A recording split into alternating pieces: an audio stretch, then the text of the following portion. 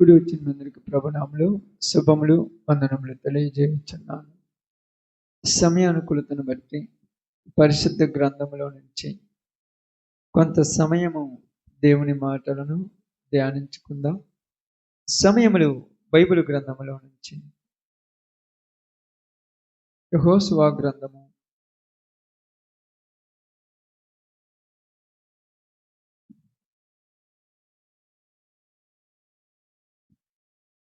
10వ చదివిన మాట.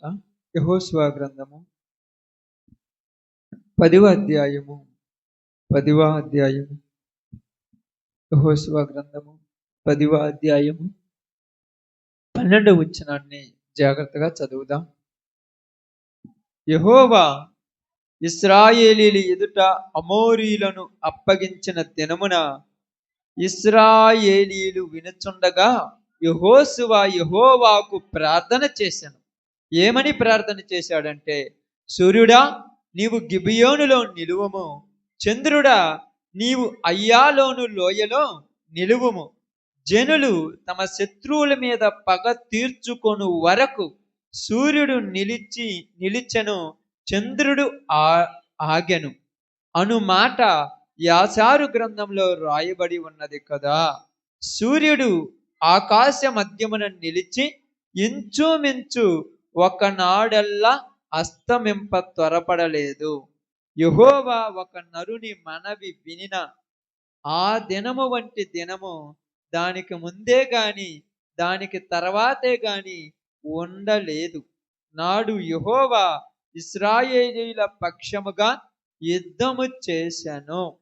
అప్పుడు యెహోషువయు అతనితో కూడా ఇశ్రాయేలీయులందరూ గిల్గాలులోనున్న పాలెములోనికి తిరిగి వచ్చిరి. దేవుడి వాక్య భాగం మన మధ్యలో ఆశీర్వదించును గాక. ఆమేన్. సందర్భములో రాత్రికాల సమయంలో సగం చెప్పాను. ఈ సమయంలో మరికొద్దిగా మనం తెలియజేసుకుందాం. జాగ్రత్తగా సందర్భాన్ని మనము అర్థం చేసుకుందాం.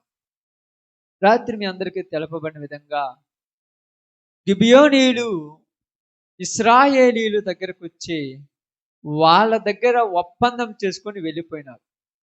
తర్వాత ఇశ్రాయేలీయులకు వాళ్ళు మన పక్కన వాళ్ళని తెలిసి కోపం తెచ్చుకున్నారు. కానీ వాళ్ళు వాళ్ళకు మాట ఇచ్చామని ఎరిగి వాళ్ళని ఏమీ అనకుండా వాళ్ళ దగ్గర దాసులుగా, అంటే వాళ్ళ గోత్రముల వరకు కట్టెలు కొట్టే వాళ్ళగాను నీళ్లు చేది పెట్టే వాళ్ళగాను వాళ్ళ దగ్గర దాసులుగా వాళ్ళని ఉంచుకున్నారు.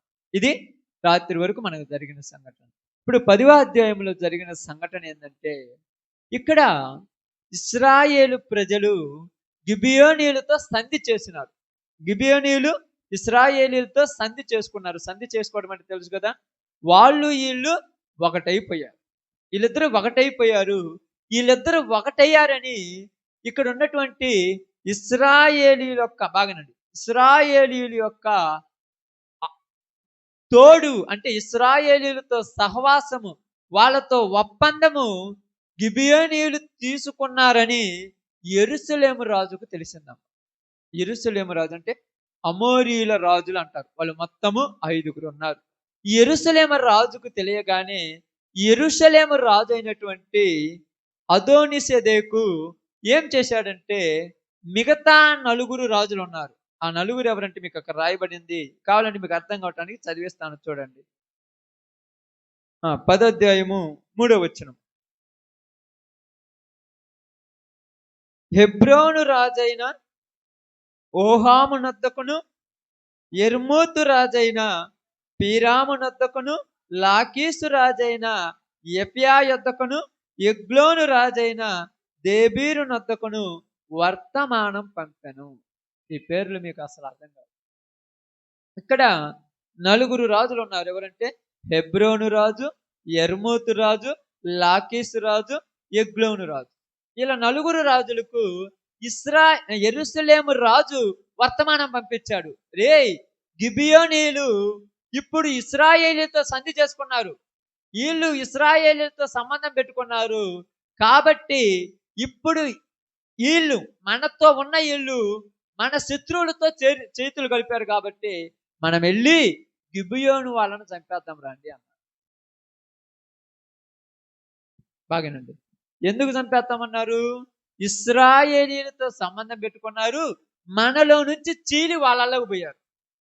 మనలో ఉన్నటువంటి వాళ్ళు మనతో ఉండకుండా వాళ్ళలోనికి వెళ్ళారు. కాబట్టి మనందరం కూడా గిబియోను వాళ్ళతో యుద్ధం చేద్దాం రమ్మని యెరూషలేము రాజు ఇలా నలుగురికి వర్తమానం పంపించారు. ఇప్పుడు 5గురు కూడుకున్నారు. యెరూషలేము రాజు, ఎగ్లోను రాజు, యర్మాతు రాజు, గీసాను రాజు, వీళ్ళందరూ కూడా లాకీసు, వీళ్ళ 5గురు కూడుకొని వీళ్ళ 5గురు కూడా గిబియోను మీదకి యుద్ధానికి వస్తున్నారు. 5గురు కూడా గిబియోను మీదకి యుద్ధానికి వస్తున్నారు. వీళ్ళు 5గురు గిబియోను మీదకి యుద్ధానికి వస్తున్నారని గిబియోను రాజు విన్నాడు. విని ఆయన ఏమంటున్నాడంటే, బాగా గమనించి ఆలోచిస్తే, గిబియోనీయులు ఇశ్రాయేలీయులు గిల్గాలులో దిగి ఉన్నారు. అంటే గిల్గాలు ప్రాంతానికి వచ్చారు. ఈ ప్రాంతానికి వచ్చారని ఇక్కడ ఈ యొక్క గిబియోనీయులకు తెలుసు కదా. వీళ్ళు వెంటనే యెహోషువ దగ్గరికి వర్తమానం పంపించారు. యెహోషువ, మేము మీతో కలిసి ఉన్నాం. ఇప్పుడు మేము మీరు ఒకటి. బాగానండి. మేము మీరు ఒకటి. మాకు ఆపదత్తే మీరు రావాలి, మీకు ఆపదత్తే మేము రావాలి. సంధి అంటే అలాగనే ఉంటుంది, సంబంధం అంటే అలాగనే ఉంటుంది. ఇప్పుడు ఈ సమయంలో మా మీదికి మిగతా అమోరీయుల రాజుల 5గురు మా మీదకి యుద్ధానికి వస్తున్నారు. మమ్మల్ని వాళ్ళు నాశనం చేస్తారు. కాబట్టి నీవు మాకు సహాయము చెయ్యమని అడిగారు. సహాయం చేయమని అడగటం తప్పు కాదు. ఆపదలో ఉన్న నీవు సహాయం చేయమని అడగాలి నీ సహోదరులను. సహోదరులు అంటే ఎవరు?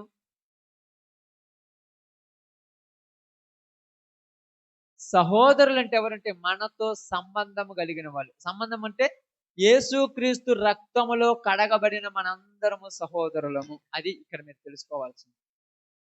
ఇక్కడ గిబియోనీయులు, బాగానండి, గిబియోనీయులు ఇశ్రాయేలీయులతో ఎప్పుడైతే సంబంధం పెట్టుకున్నారో అప్పుడు మేము మీ దగ్గర ఉన్నాము, మాకు ఆపదొస్తే మీరు రావాలి మాతో అన్నారు. ఇప్పుడు సంఘానికి సాదృశ్యం ఏంటంటే, సంఘములో కలవబడిన నీకు ఆపదొస్తే మిగతా వాళ్ళందరం సపోర్ట్ చేయాలి వాళ్ళకు. అదే సంఘానికి ఉన్నటువంటి సాదృశ్యం. సంఘంలో ఉన్నటువంటి సాదృశ్యం ఏంటంటే, నీకు ఇబ్బంది అయిందంటే మిగతా వాళ్ళందరము తలా ఒక చెయ్యాలి. అది ప్రార్థన పరంగాను, ఆర్థిక పరంగాను, ఏ విధముగానైనాను తలా ఒక చెయ్యాలి. ఎందుకు వేయాలంటే, నీకు కష్టం వస్తే మేము రావాలి, మాకు కష్టం వస్తే మీరు రావాలి. అది దేవుని యొక్క ఉద్దేశం. ఇక్కడ గిబియోనీయులు ఈ వర్తమానం పంపించగానే వెంటనే యెహోషువ అంటున్నాడు, ఇదిగో గిబియోనీయుల మీద చెయ్యి పడ్డదంటే మా మీద పడినట్టే. గిబియోనీయులను ఏమన్నా అంటే మమ్మల్ని అన్నట్టే. మాకు చెంతకొచ్చి మమ్మలను శరణ కోరినటువంటి వీళ్ళ మీద శత్రువు సైన్యము వస్తుంది. కాబట్టి మేము గిబియోను పక్షాన నిలబడతామన్నారు. ఇప్పుడు ఇశ్రాయేలీయులు గిబియోనీయుల పక్షాన నిలబడ్డారు. చూడండి, ఇక్కడ చదవండి సందర్భాన్ని, మీకు అర్థమవుద్ది. 6వ వచనం. గిబియోనీయులు మన్యములో నివసించు అమోరీయుల రాజులందరూ కూడి మా మీదికి దండు ఎత్తి వచ్చుచున్నారు గనుక నీ దాసులను చెయ్యి విడవక త్వరగా మా ఎదకు వచ్చి మాకు సహాయము చేసి మమ్ము రక్షించమని గిల్గాలులో దిగి ఉన్న పాలెములో యెహోషువకు వర్తమానము పంపగా. ఎవరికి వర్తమానం పంపిస్తున్నారు? వీళ్ళు శూరులు, వీరులే. రాత్రి చెప్పాను, వీళ్ళు గొప్పోళ్ళే, వీళ్ళ పట్టణం పెద్దదే, వీళ్ళు పెద్ద వాళ్ళే. అయినా 5గురు కలుసుకుంటే ఎంత వీళ్ళు? నీ ఒక్కడివి 10 మందిని కొట్టమంది, అదే 100 మంది నీ మీదకి వస్తే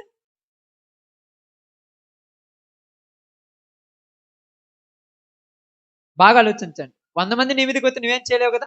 అప్పుడు నీకు అర్థం కావాల్సింది ఏంటంటే సహాయం కావాలి.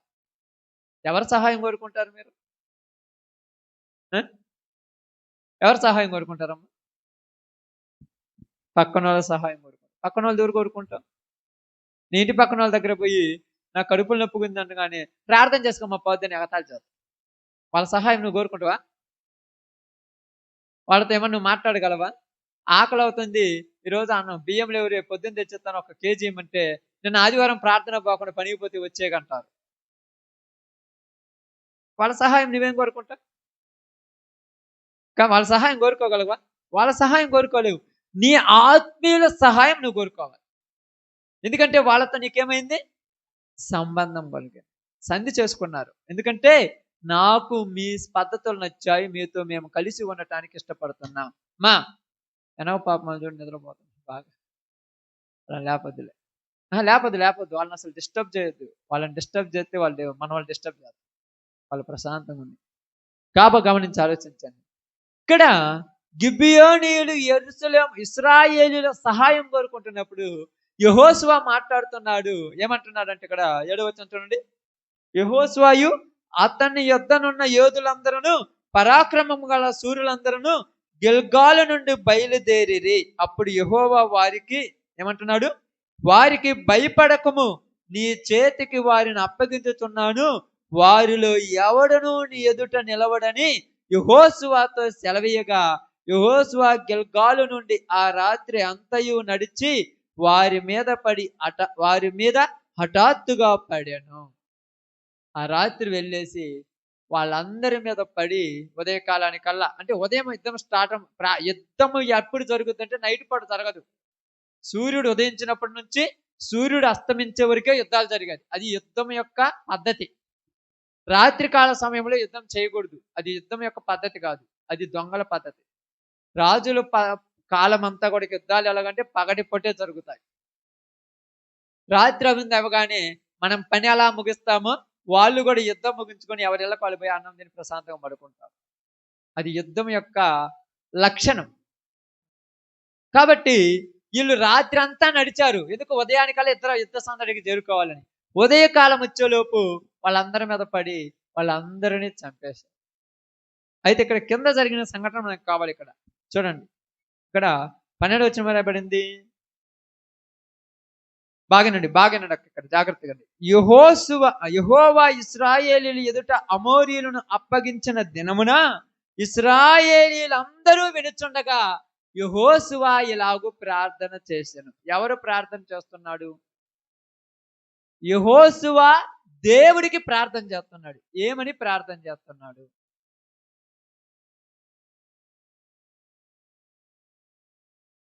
ప్రార్థన ఏం చేస్తున్నాడు?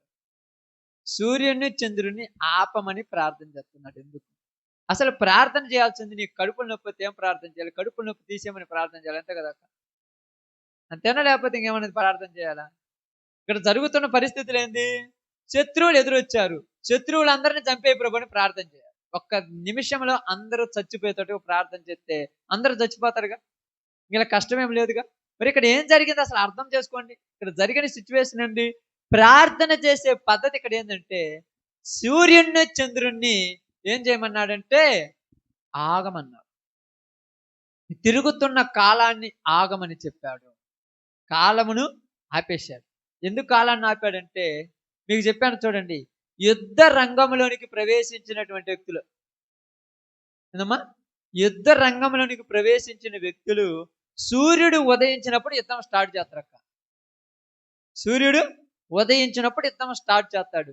సూర్యుడు అస్తమించగానే యుద్ధం ఏమవుతుంది? ఆగిపోతుంది.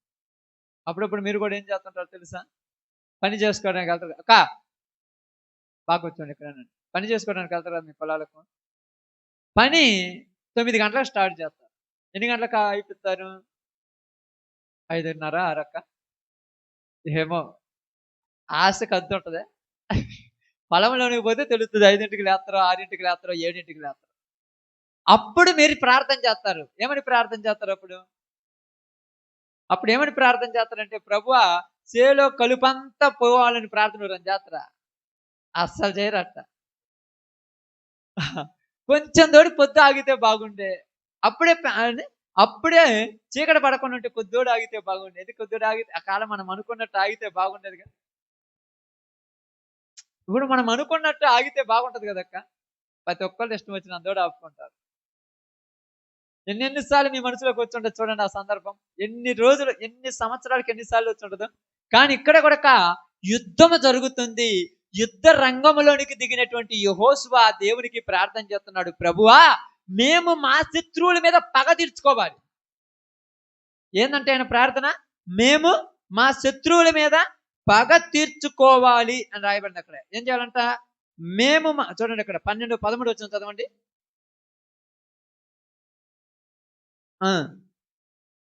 సారీ, 12 వచ్చిన. జనులు తమ శత్రువుల మీద పగ తీర్చుకొను వరకు, జనులు తమ శత్రువుల మీద పగ తీర్చుకొని వరకు. ఎప్పటి వరకు అంట? పగ తీర్చుకున్నంత వరకు. అంటే వాళ్ళకి ఏముంది వాళ్ళ మీద? పగ. బాగా ఆలోచించండి. పగ అంటే పగ తీరాలంటే వాళ్లకు నచ్చినట్టుగా వాళ్ళని చంపాలి. ఒక మనిషి కోపం వరకునే తీరుద్ది. అప్పుడప్పుడు చాలా మంది ఏం చేస్తారు తెలుసా? మనిషిని కత్తితో పొడితే చచ్చిపోతారంట. ఒక పొడితో చచ్చిపోతారు. మరి పొద్దుగూకులు ఎందుకు పొడుతూనే ఉంటారు ఎట్టట? అది తీరుద్దక్క.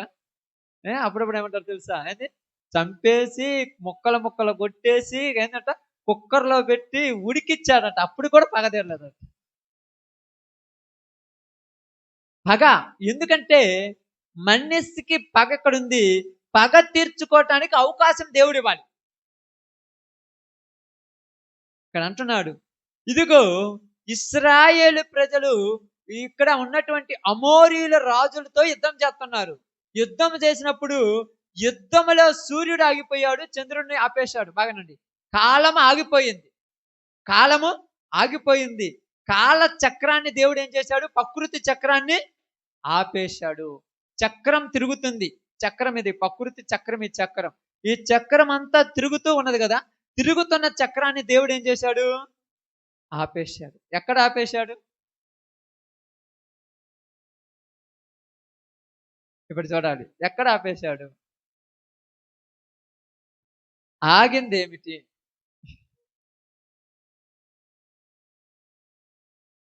బాగా ఆలోచించండి. ఆగింది ఏమిటమ్మా? సూర్యుడు, చంద్రుడు. అంటే సూర్యుడు చంద్రుడు ఆగాడంటే ఏం చేస్తున్నాయని? తిరుగుతున్నాయా? మరి ఎలా? ఈ యొక్క వచనము ప్రపంచానికి సవాలుగా నిలిచింది. ఒక్క వచనం. సూర్య కేంద్ర సిద్ధాంతము, భూకేంద్ర సిద్ధాంతం అని అవుతుంది. సైన్స్ తెలిసిన వాళ్ళు తెలుస్తుంది. మామూలుగా అయితే భూమి తిరుగుతుందంటారు, సూర్య చంద్రుడు తిరగడంట. మరి ఇప్పుడు ఆపింది వేటిని? సూర్యుడా నువ్వు అల్లయాలోయలో ఏమన్నాడు? సూర్యుడా నువ్వు గిబియోనులో నిలువుము, చంద్రుడా నువ్వు అయ్యాలోను లోయలో నిలువమన్నాడు. అవి ఎలా నిలుస్తాయి? ఎక్కడ నిలవమన్నాడు? ఇక్కడ 2 ప్రాంతాల పేర్లు చెప్పారు అక్కడ. గిబియోను, అయ్యాలోను లోయ. గిబియోను, అయ్యాలోను లోయ. అంటే ఇక్కడ ఇవి గిబియోను, అయ్యాలోను లోయ ఎక్కడున్నాయి? ఎక్కడున్నాయి చెప్పండి, మీకు తెలుసు. ఎక్కడున్నాయి? అదే ఎక్కడ ఉన్నాయి అంటున్నాను. నువ్వు ఎక్కడున్నావు అసలు? నువ్వు ఎక్కడున్నావు? ఆమేన్. అది కూడా అర్థం కాదు. భూమి మీద గిబియోను, అయ్యాలోని 2 లోయలు భూమి మీద ఉన్నాయి. ఇప్పుడు భూమి గిబియోను ఇక్కడుంటే అయ్యాలోని లోయ అక్కడుంది. ఇప్పుడు చింతగుంట్ల ఇక్కడ ఉంది అనుకోండి, పొదిలి అక్కడ ఉంది. చింతగుంట్లకు పొదిలికి ఎంత దూరం ఉంది? ఒక 30 కిలోమీటర్లు అనుకుందాం. ఇప్పుడు సూర్యుడు ఇక్కడికి దాకా వచ్చాడు. బాగానండి. సూర్యుడు మన నెత్తి మీదకి వచ్చాడు. చంద్రుడు పొదిలి నెత్తి మీద ఉన్నాడు. ఇప్పుడు 2 ఆగాలంటే ఏం ఆగిపోవాలి? అది అక్కడే ఆగుద్ది, ఇది ఎక్కడ ఆగుద్దా? బాగా ఆలోచించండి. ఇదంతా చరిత్రలో దీని గురించి అధ్యయనం చేసిన తర్వాత చాలా మందికి అర్థం కాక వదిలేశారు దాన్ని. సైన్స్ బైబుల్ను వ్యతిరేకించాలనుకుంది, వల్ల కాక పక్కన కూర్చుంది అంతే. ఏం జరిగిందంటే కాలాన్ని ఆపాడు దేవుడు. అది గుర్తుపెట్టుకోవాలి. కాలము అంటాడు దీన్ని. ఏమన్నాడు అక్కడ బైబిల్ గ్రంథంలో? ఆది కాండంలో ఇప్పుడు ఏమైంది? అస్తమయమును ఉదయమును కలగగా ఒక దినమాయను. అస్తమయము ఉదయం కలగకుండా ఆపేశాడమ్మా. ఆపింది ఏంటిది? కాలాన్ని. అస్తమయము ఉదయము కలగకుండా ఆపేశాడు. అందుకే చూడండి, బైబిల్ గ్రంథంలోనికి వెళ్ళిన తర్వాత అక్కడ ఒక ఆయన ఉన్నాడు. మరణకరమైన వ్యాధి వచ్చింది ఒక ఆయనకు. మీకు గుర్తుందా? ఎవరికి? ఊరమ్మా. హిజ్కియాకు మరణకరమైన వ్యాధి వచ్చింది. ఈయనకు మరణకరమైన వ్యాధి వచ్చినప్పుడు ఈయన దగ్గరకు వచ్చిన తర్వాత దేవుడు ఏం చెప్పాడంటే, ఆయన యొక్క గడియారపు ముళ్ళు 10 మెట్లు వెనక్కి తగ్గిందన్నాడు. నీడ నీడ 10 మెట్లు ఏందంట వెనక్కి తిరిగిందన్నాడు. 10 మెట్లు వెనక్కి తిరగడం అంటే తన కాలాన్ని కొద్దిగా వెనక్కి పంపించాడు దేవుడు. అతనికి 45 సంవత్సరాలు అయితే 30 సంవత్సరాల్లోనే పంపించాడు అతని వయసుని. అంటే అతను చనిపోయే దినము 45 సంవత్సరాలే. వెనక్కిపోయాయంటే బాగా ఆలోచించండి. 45 సంవత్సరాలు అతను చనిపోవాల్సింది. వెనక్కిపోయాడంటే 15 సంవత్సరాలు వెనక్కి పంపించాడు. మళ్ళా ఈ 15 సంవత్సరాలు ముగించిన తర్వాత అతను చచ్చిపోతాడు. ఇక్కడ చరిత్ర ఏం చెప్తుందంటే, బైబిల్ తప్పు కాదు ఎప్పటికీ. బైబిల్ను తప్పు పట్టడానికి ఎదుగుతున్నారు ఇవన్నీ. చాలా మంది ఏమంటారు తెలుసా, ఇప్పుడు సైన్స్ ప్రకారము భూమి తన చుట్టూ తాను తిరుగుతూ సూర్యుని చుట్టూ చంద్రుని చుట్టూ తిరుగుతుంది. ఇది కాలం, ఇది నిజం, ఇది శాస్త్రవేత్తలు ప్రయోగించారు. ఇక్కడికి వచ్చిన తర్వాత ఏట నాగమన్నాడు ఏంటంటే అవి తిరుగుతున్నాయని అనుకుంటారు చాలా మంది. ఇదంతా రాంగ్. ఆగమన్నది కాలాన్ని, ఆగమన్నది కాలాన్ని. కాలం ఆగిపోయింది, ఏది పని జరగకుండా ఆగిపోయింది. ఏ పని జరగలేదు. టైం ఎంత అయింది ఇప్పుడు? 12 అయింది.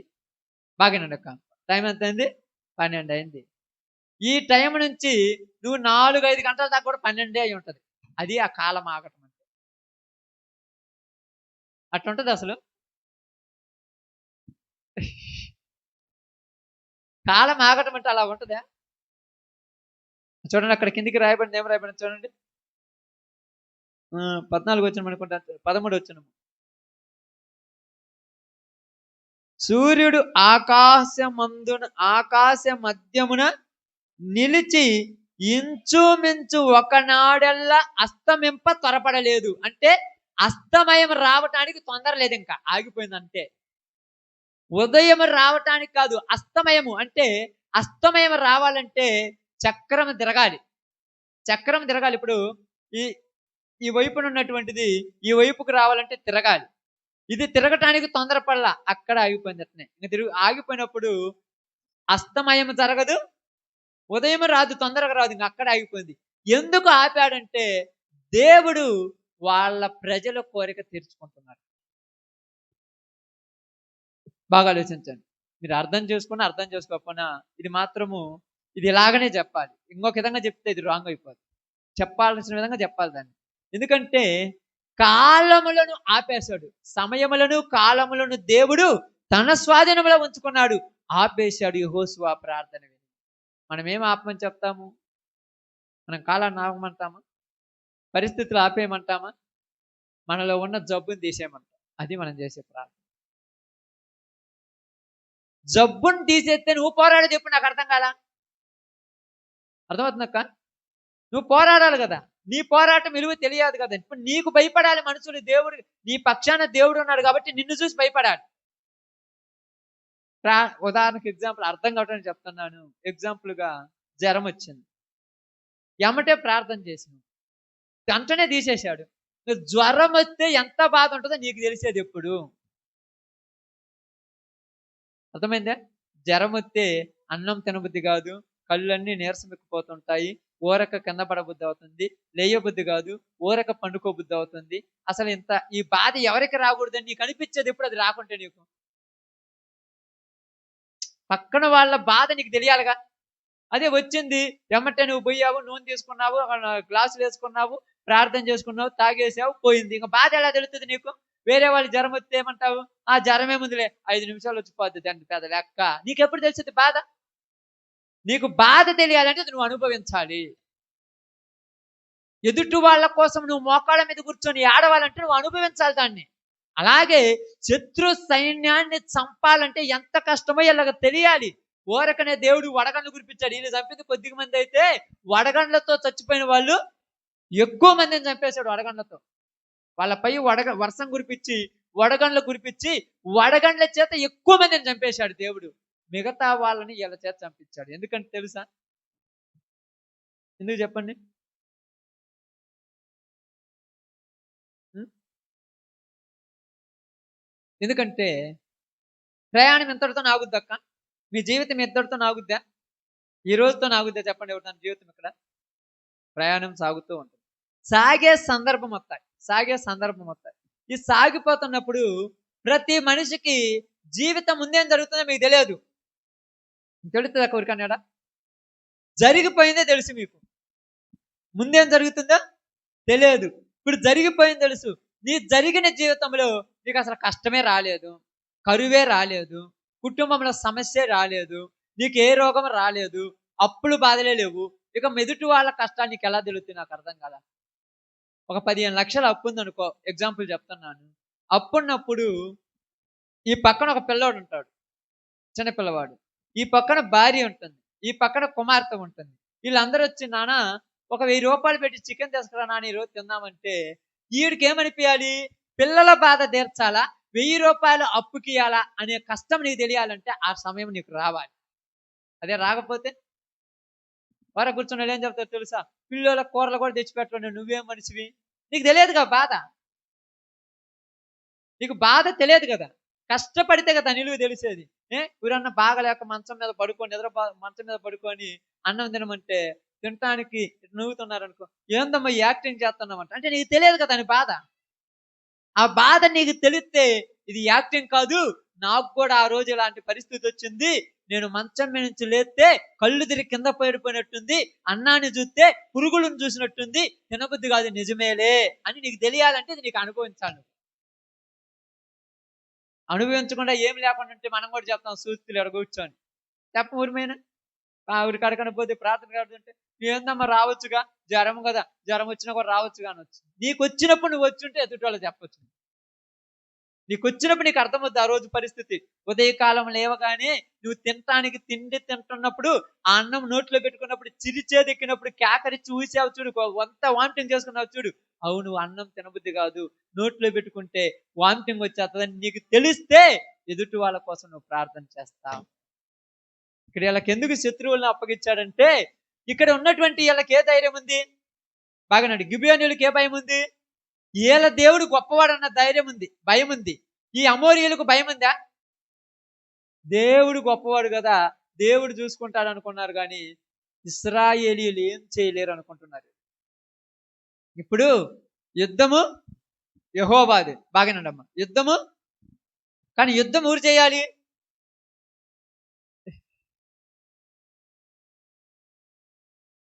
యుద్ధం నువ్వు చేయాలి. యెహోవా వచ్చి యుద్ధం చేస్తే నువ్వేం చేస్తావు? ప్రార్థన భలే చేస్తారు మనోళ్ళు, నాకు నవ్వు వస్తుంది. కానీ అంటే మనకి ఇక్కడ చేస్తారు కానీ చాలా మంది భలే చేస్తారు. ప్రభువా ఈ ముందున్న రోజుల్లో ఏ కష్టం లేకుండా చేయి ప్రభువా, ఎలాంటి శోధనలు లేకుండా, ప్రార్థనకి అడ్డం లేకుండా అందరిని తప్పేమని ప్రార్థన, అందరు అడ్డం లేకుండా నువ్వు ప్రార్థనకు వచ్చేది గొప్ప విషయమా? నువ్వు జయించి వస్తే అప్పుడు నీకు విజయం వస్తుంది. నువ్వు జయించలేంత వరకు ఊరు నాకు తెలిసి, అందుకే నిన్ను అందరూ ఆపుతున్నారు ఈ రోజు కూడా. నువ్వు జయించేది ఎట్లుంటే తెలుసా? జయించడం అంటే ఎలా ఉంటుంది మీకు అర్థం కావటానికి చెప్తాను. యేసు ప్రభు వారు మరణాన్ని ఏం చేశాడు? ఇంకా ఆయనకు మరణం అంటే భయం ఉందా? పౌలు గారు మరణాన్ని ఏం చేశాడు? జయించాడు. ఆయనకు మరణం అంటే భయం లేదు. మనము కూడా మరణాన్ని ఏం చేశాం? జయించినవా? ఆమేన్. జయించావు. అందుకే నీకు చావు అంటే భయం ఉండకూడదు. చావు కూడా నిన్ను చూసి ఏం చేయాలి? ఆమేన్. చావు నిన్ను చూసి భయపడాలి. అమ్మో వీడితో జోక్ కాదు, చచ్చిపోతానన్న రెడీగా ఉన్నాడు, వీడి దగ్గరికి మనం వెళ్ళదు. ఇప్పుడు అమోరీయుల రాజులను, అమోరీయులందరినీ ఎందుకు చంపించాడంటే, వీళ్ళు పోతున్న ప్రయాణంలో ఇంకా ముందు కొంతమంది వస్తారు. వీళ్ళు వెనకున్న నన్ను చూసి భయపడకూడదు, వాళ్ళని చూసే శత్రువులు భయపడేటట్టు వాళ్ళని రెడీ చేయాలి. అర్థమైందా? గొల్లియాతును చంపింది ఎవరు?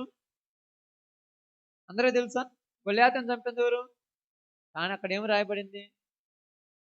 యెహోవా నా పక్షాన యుద్ధం చేస్తాడు, ఎలుగుబంటి నోటి నుండి, సింహము నోటి నుండి నన్ను రక్షించిన దేవుడు, సున్నత లేని ఫిలిస్తీయుడు ఎంత అన్నాడు అనలేదా? అంటే చంపింది దేవుడే, కానీ నిన్ను కనపడింది అదే. గొల్లియాతు మీదకి యుద్ధానికి పోకుండా గొల్లియాతు దావీదుని చూసినప్పుడు చనిపోయింది అనుకో, దావీదు కూరను భయపడతారా? ఎప్పుడైతే ఒడిశెలలో రాయేసి కొట్టాడో అప్పుడు అర్థమైంది దావీదు దెబ్బకే గొల్లియాతు పడిపోయాడు.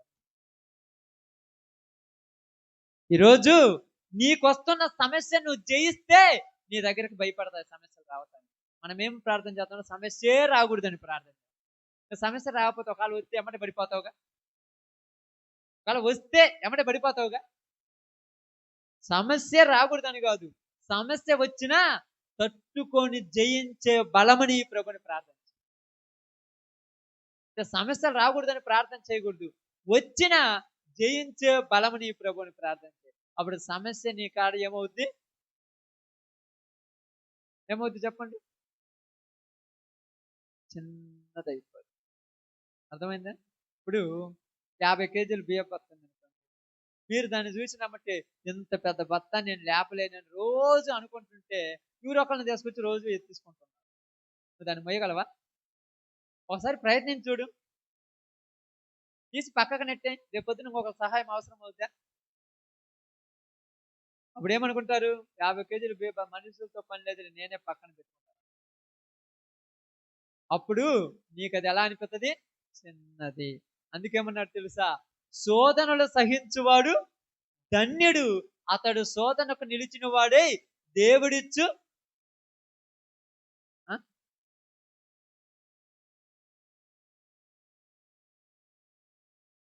బైబిల్ చూడండి. మీరు బైబిల్ ఎలకాడ అసలు చదవాలనుకున్నారు తెలిసి, ఎప్పుడు ఆ సెల్ ఫోన్లు చూడటమే సరిపోయి బైబిల్ నేను చూస్తాను. అందుకే మీకు ఎంత చిన్న కష్టం వస్తే మీ ఇంట్లో దరిద్రాలు మీరే, ఊరో కాదు మీరే. ఇంత చిన్నది వచ్చేసారి పెద్ద ఏంటంటే ఇల్లు బీకి పందిరేస్తారు.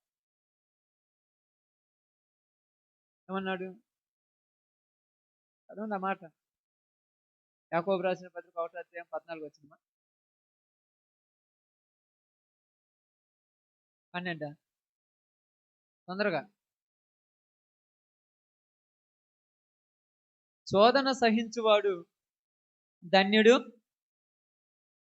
అతడు శోధనకు నిలిచిన వాడే ప్రభువు తన్ను ప్రేమించు వారికి వాగ్దానం చేసిన జీవ కిరీటం పొందుతావు. ఏమిస్తాడంటే దేవుడు నీకు అప్పుడు? శోధనలు జయిస్తేనే జీవ కిరీటం. శోధనలు తప్పించుకోవడానికి జీవ కిరీటం ఏడ ఉంటుంది? వచ్చినవన్నీ తీసేయమంటే నువ్వేం చేస్తావు? అన్నము అమెజాన్లో ఆర్డర్ పెడుతుంటుంది, కూర అదేంటి దాంట్లో ఆర్డర్ పెడుతుంటుంది. అన్ని ఆర్డర్లు పెట్టుకుంటే రేపు ఒకవేళ ఆర్డర్లు తీసేస్తారు, అప్పుడు ఏం వండుకొని తింటావు? వండుకోవడానికి రాదుగా, వస్తుందా? ఇప్పుడేముంది, అందరు సెల్ ఫోన్లు ఉన్నాయి. మధ్యాహ్నం చికెన్ బిర్యానీ చికెన్ కొట్టేస్తా, వాడు ఇంటికి వస్తాడు, డెలివరీ ఇచ్చిపోతాడు.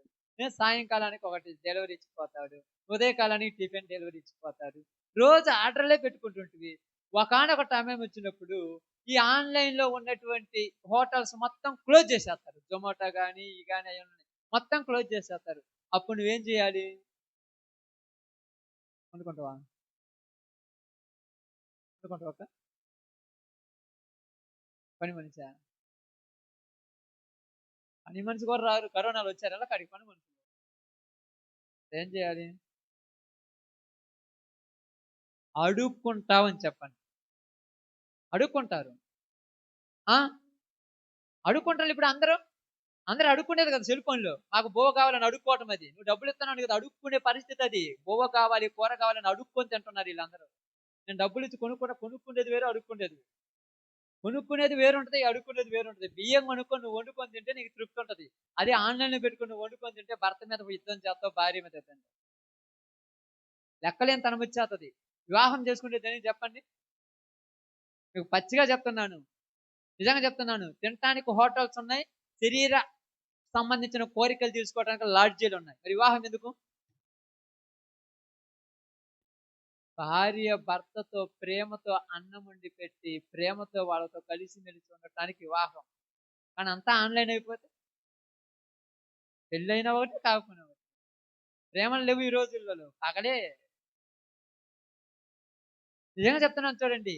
ఇక్కడ దేవుడు ఏమన్నాడంటే, మీ తోడు నేనున్నాను, కానీ మీరు మీ చేత మీరు యుద్ధం చేయండి. అందుకే యెహోషువ అన్నాడు, దేవా మేము వీళ్ళ మీద పగ తీర్చుకుంటాము, కాబట్టి నువ్వేం చేయాలి? మాకు ఒక సహాయం చేయి. ఏందా సహాయం?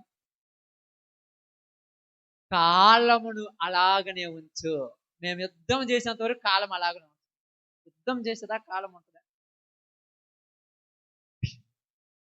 దేవుడు ఏమన్నాడు తెలుసా? అప్పుడప్పుడు మీరు చాలా జాగ్రత్తగా గమనించాలి.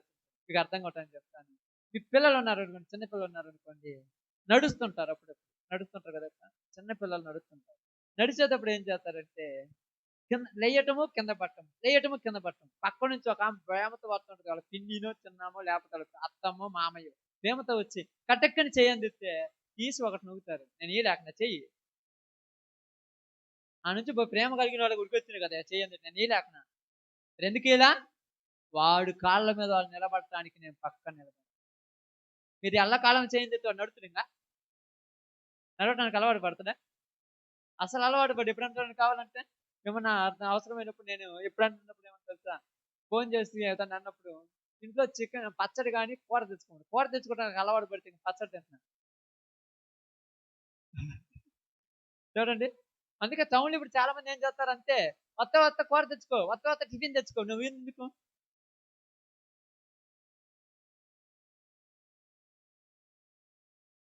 ఇది దేనికి ఉంది? ఏందమ్మా? ఇక అర్థం కావట్లా. చిన్నదానికి అలవాటు పడ్డోడు ప్రతి దానికి బయట వాటికి అలవాటు పడతాడు. భార్యలకు చెప్తున్నాను, చిన్నదానికి అలవాటు పడటానికి నేర్పించిన కదా ప్రతి దానికి. అందుకే హోటల్లో కూర తిన్నోడికి నీ కూరలు నచ్చవు. ఏంటి ఉప్పు తక్కువ, కారం తక్కువ, చవి చారం లేదు, దరిద్రంగా చేస్తున్నాడు. ఎందుకంటే ఆ కూరలు రుచి మరిగాడుగా, నీ కూరలు ఏమి నచ్చుతాయి? అప్పుడు మీరేమంటారంటే మీకు బయట కూరలే బాగుంటాయి. బయటవి బాగుంటాయి, బయటవి బాగుంటాయి, నీ బాగుండవు అంతే. బయట కూరలు బాగుంటాయి, బయట వస్తువులు బాగుంటాయి, బయట మనుషులే బాగుంటారు, నువ్వు బాగుండవు జీవితంలో అంతే. అవును మరి. పులిచిన పిండి కొంచెమైనా ప్రారంభం ఎక్కడి నుంచే. మీరు అనుకుంటారు ఒకేసారి పైన నుంచి ప్రారంభం అవుద్దా? చెట్టును మొదులతో కొట్టేస్తే ఊరి మీద పడుద్ది. అందుకేం చేస్తారు, కొమ్మలు కొమ్మలు కట్ చేసుకుంటూ మొదలు కట్ చేయాలి. అందుకే చెప్తాను, జాగ్రత్తగా గమనించండి. ప్రభువా, మేము యుద్ధం చేయాలి. నువ్వు చేయాల్సిన పని ఏంది తెలుసా? కాలాన్ని ఆపేయి. కాలాన్ని ఆపేసే. ఎంత దూడంటే మేము గెలిచేంత వరకు. ఎప్పుడు దాకా గెలుస్తారంటే నేను గెలిచేంత వరకు నువ్వు ఆపాలి, తప్పదు అంతే. ఏం చేస్తారు తల్లిదండ్రులు? మేము పిల్లోడి నిలబడంత వరకు పనులన్నీ మానుకొని పక్కన కూర్చుంటాం. వాళ్ళు లేయటమో పట్టము, లేయటమో పట్టము, లేయటమో పట్టము. ఒకనొక టైం వచ్చినప్పుడు ఇంకా లేచి బడ్డు అసలు. అప్పుడు వీడికి సంతోషం అంటే ఎత్తుకొని భుజాన్ని ఎత్తుకొని వాడంతటా వాడు లేచి నిలబడ్డాడు. దేవుడు కూడా ఏమన్నాడు తెలుసా? మీ అంతటా మీరు యుద్ధం చేస్తే ఒక శత్రువు మీ ఎదురుగా రాడు అని గుర్తుపెట్టుకో. మీరంతటా మీరు యుద్ధం చెయ్యాలి. యుద్ధం మీరు ఎప్పుడైతే చేస్తారో అప్పుడు శత్రువు మీ మీదకి రాడు. అందువల్ల యెహోషువ ప్రార్థన చేసి కాలాన్ని ఆపాడు. కాలం ఆగిపోయింది. ఇప్పుడు వీళ్ళు యుద్ధం చేస్తారు. ఏం చేస్తున్నారు వీళ్ళు? యుద్ధం. ఎలా చేస్తున్నారంట? శత్రువు కళ్ళ ఎదురుగా నిలబడి మేము ఇశ్రాయేలీయులము, మిమ్మల్ని చంపటానికే దేవుడు మమ్మల్ని పంపించాడని మరీ చెప్పి మరీ చంపేస్తాం. ఎందుకంటే మిగతా ప్రపంచ జనాలు మొత్తానికి తెలియాలి ఇశ్రాయేలీలతో పెట్టుకుంటే చంపేస్తారని. ఇప్పుడు నీకు తెలియాలి. ఏం తెలియాలి తెలుసా? జ్వరానికి భయపల్లా, కడుపుల నొప్పికి భయపల్లా, గుండెల నొప్పికి భయపల్లా, నడుముల నొప్పికి భయపల్లా. ఇప్పుడు నొప్పులు నేను చూసి భయపడాలి. వాళ్ళ ఆమె దగ్గరికి వెళ్ళినా ఏం చేయలేము, వదిలేద్దాం. నువ్వు తీసేయమని ప్రార్థన చేస్తే చిన్నది వచ్చినా కూడా ప్రార్థన అనుకుని ఇంట్లో పనుకుంటా. అదే దాన్ని జయిస్తే, అలా జయించడం అంటే ఏం తెలుసా? కొట్టగా కొట్టగా కొట్టగా ఏమవుతుంది తెలుసా? గట్టిపడిపోతారు. అర్థమైంది? ఎక్కువ కొట్టే కొద్దీ గట్టిపడి బంగారం కూడా ఏమవుతుందంట, దాంట్లో ఉన్న తుప్పు తుప్పు తుప్పు తుప్పు మొత్తం పోతే అలాగే ఉందంట, స్వచ్ఛమైన బంగారం. 7 మార్లు పుటము వేయబడాలి. నీకు గొడక 7 రకమైనటువంటి శోధనలు వస్తాయి. ఏ దానికి కూడా నువ్వు వెనుకబడకూడదు. ఎక్కడ వెనుకబడ్డావా లేదా? వెనుకబడ్డారా లేదా? వెనుకబడిపోయినవంటే నువ్వు ఆగిపోతావు. అది ఏదైనా ఇప్పుడు జ్వరం వచ్చింది అనుకోండి, ప్రార్థనకు రావనుకోండి, ప్రతి వారం నీకు జ్వరమే వస్తుంది.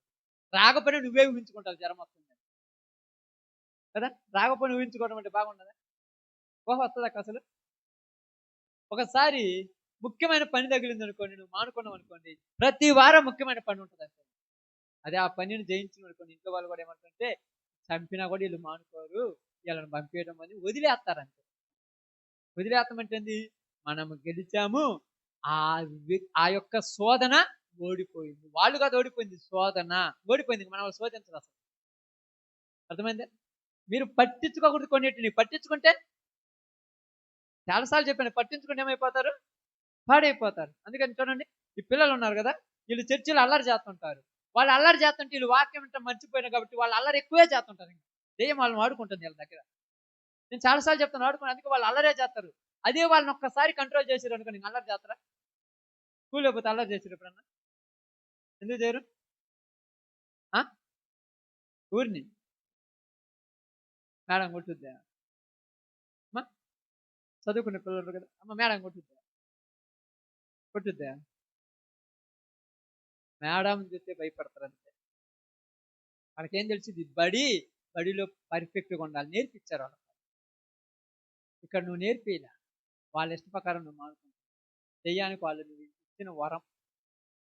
నిజము, నేను చాలాసార్లు చెప్తుంటాను.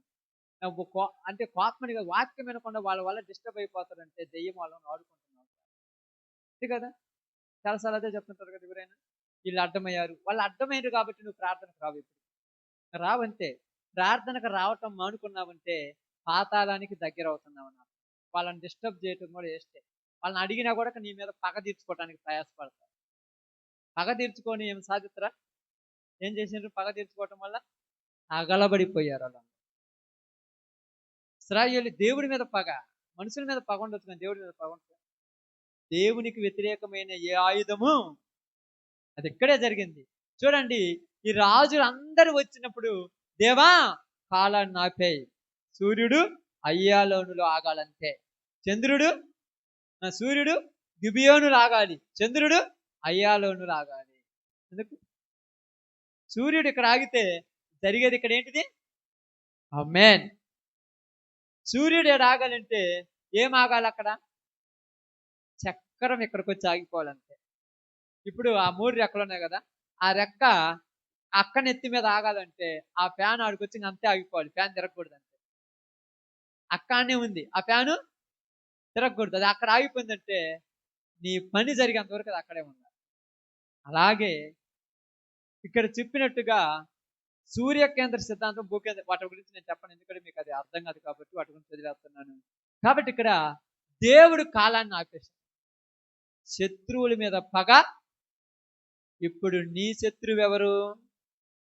ఆమేన్.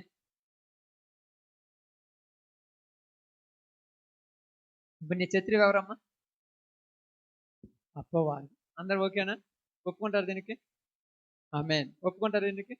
అపవాది నీ శత్రువు. నీ శత్రువు నీ మీదకి ఎలా వస్తాడు? అపవాదికి పెట్టిన పేరేంది? క్రైస్తవ. అపవాదికి ఏం పేరు పెట్టాడు? సాతాను, మోసం చేయవాడు, ఇంకా అబద్ధికుడు. పేరుంది, ఒక పేరుంది, శోధకుడు.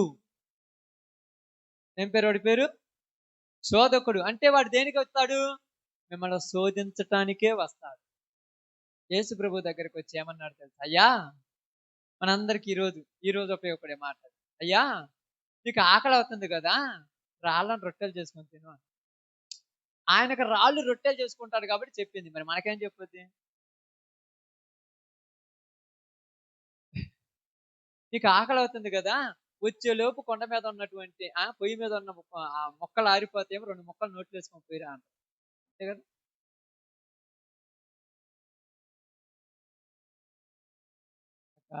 అట్లా అనుకోవడం మాకు అప్పుడు. ఇప్పుడు అంటారు కానీ అప్పుడు అనుకుంటారా? ఏసావు ఎర్రగా చిక్కుడుకాయల కూర ఉంటే తర్వాత దినొచ్చులో వండుకొని అనుకున్నాడా? కొంచెం పెట్టమన్నాడా లేదా? ఆ టైం అంటాడు దక్క. మీరు ఎందుకు ఇలా అంటారు చెప్పండి? అప్పుడప్పుడు ఏమంటారు తెలుసా? నాకు నీరసం వస్తుందేమో ఇంటికి పోయేలోపు, నాకు నీరసం వస్తుందేమో చర్చికి పోయేలోపు, కొద్దిగా తినిపోతే బలం వస్తుంది, తినొస్తారు అర్థం కొని నిద్రపోతారు. తినకుండా కూడా నిద్ర వస్తుంది. మరి దానికి బాధ్యులు? తినొస్తే నిద్ర వస్తుంది, తినకపోతే కూడా నిద్ర వస్తుంది కదా, దానికి కూడా బాధ్యులు. జాగ్రత్త. శోధకుడు నీకు ఏదైతే అడ్డమో దాన్నే తెచ్చి నీ దగ్గర పెట్టాలి. నీకు అడ్డమైపోయింది, నువ్వు ప్రార్థనకు రావు, నీకు అడ్డం అది. వత్రక్క ఎవరేమన్నంటే మమ్మల్ని బడిచుకోకుండా ప్రార్థన పోతాం అంటున్నారు వీళ్ళు. వాళ్ళని బడిచుకొని ఏం చేయాలి? వాళ్ళు ఏమన్నా నేను బడిచుకుంటారా? నువ్వు ఇంటికాడ ఉండి వాళ్ళని ఏం చేయగలవు? నేను చేయగలవా? మరి ఏం చేయలేవు. మరి ఎందుకు పట్టించుకోకుండా పోతున్నాడు? నీ మీద పోట్లాడతాడు వాడు. ఎందుకమ్మా? వాడు శోధకుడు, నిన్ను శోధించి దేవుని మాట చేయకుండా చేస్తాడు, దేవుని మాట వినకుండా చేస్తాడు. అంతే, వాడు ఇంకేం చేయడు, శోధించి దేవుని మాట వినకుండా చేస్తాడు. ఇప్పుడు ఇక్కడ ఇశ్రాయేలీయులకు శోధకులు ఎదిరించి వీళ్ళని గెలుద్దాం అనుకున్నారు. దేవుడు వాళ్ళని చంపేసి ఇంకో దిక్కుపోతే ఇంకొకరు ఎదురవుతారు. కాబట్టి ప్రభువా ఈసారి నువ్వు కాలాన్ని ఆపు, మేము చూసుకుంటాం వాళ్ళ. నువ్వేం చేయాలి? ప్రభువా నాకు శక్తిని, నేను జయిస్తానని ప్రార్థన చేయాలి. శక్తిని ఏం చేయాలి? శక్తిని నేను జయిస్తాను. శక్తిని ఇవ్వగలిగిన దేవుడు ఉన్నాడు. మరి జయించే దమ్ముని మన దగ్గర ఉందా? జయించడం అంటే మామూలు విషయమా? చచ్చిపోవాలి లోకం. ఏమంటారు తెలుసా? నేనంటే అప్పుడప్పుడు మన మీద మనకే జరుగుతున్న సిచ్యువేషన్ మనకి ఏం తెలుసా? నిజంగా నన్ను నా మీద ఇష్టం ఉంటే నేను వద్దన్న పని చేయకూడదు. వాళ్ళు వద్దనేది ఏంటిది? అదే ఆ పని తప్పకి అదేం చేస్తామని తెలుసు, ఆ పని ఎందుకు చెప్తారు వాళ్ళు? వాళ్ళు మనమల్ని శోధిస్తున్నారు, మనం పోయామనుకో ఈసారి ఏమంటాడు? నేనంటే ఇష్టం, నువ్వంటే ఇష్టం లేదని అంటున్నా. సారి అన్నాను, నువ్వు ప్రార్థనే ముఖ్యం లేదు, కరెక్ట్, నువ్వే గ్రేట్ అంటాడు. ఇప్పుడు మళ్ళా ఎంత మారిపోతాడు అంటే, ఎందుకు చెప్తున్నానంటే శోధకుడు మన దగ్గరికి వచ్చినాడు. పేతురు రాసిన పత్రిక 1:5-8 మీ విరోధి అయిన అపవాది గర్జించి సింహమలి ఎవరిని మృంగుదునా అని వెతుకుచు తిరుగుచున్నాడు, మీ ప్రయాణాన్ని ఆపటానికి వాడు అడ్డం వచ్చాడు. ఈ ప్రయాణం, నేను చేస్తున్న సేవ, ఈ పరిచర్యలో నాకు ఎన్నో అడ్డంకులు వస్తాయి. నాకే తెలుసు, మీకు ఊరికి తెలియదు. నీకు తెలిసింది కొన్ని, నాకు తెలిసింది 100. మీకు తెలిసింది బయటోయి, నాకు తెలిసింది ఇంట్లో. అర్థమైందా? మీకు తెలిసింది బయటోయి, నాకు తెలిసింది ఇంట్లో. ఎన్ని సమస్యలు వస్తాయి? ఇప్పుడు మీ విషయాలు నాకు తెలిసేది బయటోయి, మీకు తెలిసింది ఇంట్లో. మీకు ఎన్ని సమస్యలు ఉంటాయి మీకు తెలుసు. అని దాన్ని నువ్వు జయిస్తేనే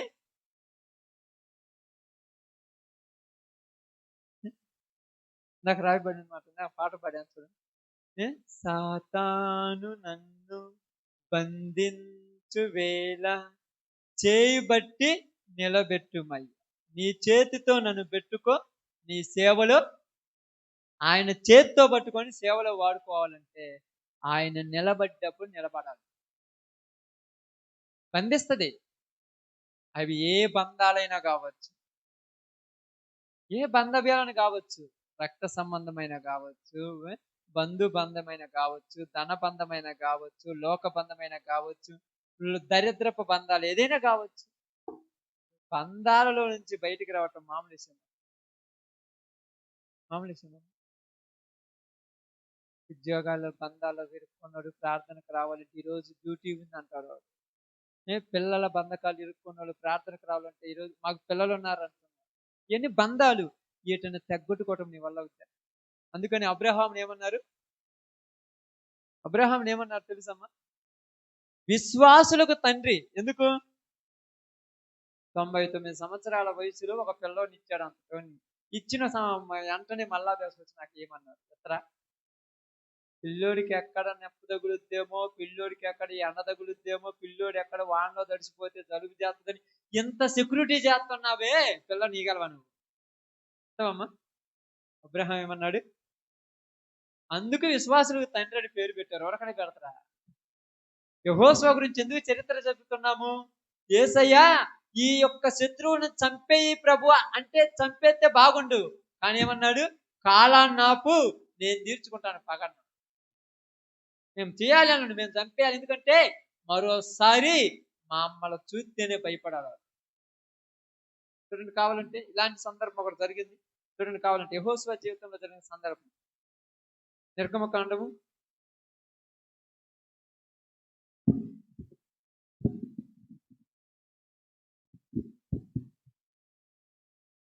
నిర్గమకాండము 17వ అధ్యాయం 17వ అధ్యాయం తీసిరమ్మా. తీశారు కదా. 11వ వచనం నుంచి చదువుదాం. 10 నుంచి చదవండి. యెహోషువ మోషే తనతో చెప్పినట్లు చేసి అమాలేకీయులతో యుద్ధమాడెను. మోషే అహరోను హూరు అనువారు ఆ కొండ శిఖరం ఎక్కిరి. మోషే తన చెయ్యి పైకెత్తినప్పుడు ఇశ్రాయేలీయులు గెలిచిరి. మోషే తన చెయ్యి దించినప్పుడు అమాలేకీయులు గెలిచిరి. మోషే చేతులు బరువెక్కగా వారు ఒక రాయి తీసుకొని వచ్చి అతడు దాని మీద కూర్చుండుటకై దానిని వేసిరి. అహరోనును హూరును ఒకడు ఈ ప్రక్కను ఒకడు ఆ ప్రక్కను అతని చేతులను ఆదుకొనగా అతని చేతులు సూర్యుడు అస్తమించు వరకు నిలకడగా ఉండెను. ఇక్కడ కూడా యుద్ధం జరుగుతుంది. ఎవరితో యుద్ధం జరిగేది ఇక్కడ? అమాలేకీయులతో యుద్ధం జరుగుతుంది. ఎవరితోనమ్మా? అమాలేకీయులతో యుద్ధం జరుగుతుంది. అమాలేకీయులతో యుద్ధం జరుగుతున్నప్పుడు మోషే యెహోషువతో చెప్తున్నాడు, నువ్వు యుద్ధ రంగంలోనికి వెళ్ళి యుద్ధం చేయి. ఏమన్నాడు? యుద్ధ రంగంలోనికి వెళ్ళి నువ్వు యుద్ధం చేస్తుండు. నేను అహరోను హూరు మేము ముగ్గురము కొండ శిఖరం మీదకి వెళ్ళి కూర్చుంటామన్నా. ఇప్పుడు కొండ శిఖరం మీదకి వెళ్ళి వాళ్ళు ముగ్గురు కూర్చున్నారు. కింద యుద్ధము హోరాహోరీగా జరుగుతుంది. చాలా హోరాహోరీగా యుద్ధం జరుగుతుంది. యుద్ధం జరుగుతున్నప్పుడు మోసే చేతులు పైకెత్తినప్పుడు ఇశ్రాయేలీయులు గెలుస్తున్నారు. మోసే చెయ్యి దించినప్పుడు అమాలేకీయులు గెలుస్తున్నారు. ఇప్పుడు మోసే చెయ్యి ఎంత దూడని నిలబెట్టగలరు? ఎంత దూడని నిలబెట్టగలరు? శక్తి ఉన్నంత వరకు నిలబెట్టగలరు. అప్పుడప్పుడు చెయ్యి నొప్పి లేస్తుందిగా, దించేస్తాను. దించినమ్మటే వాళ్ళు గెలుస్తారు.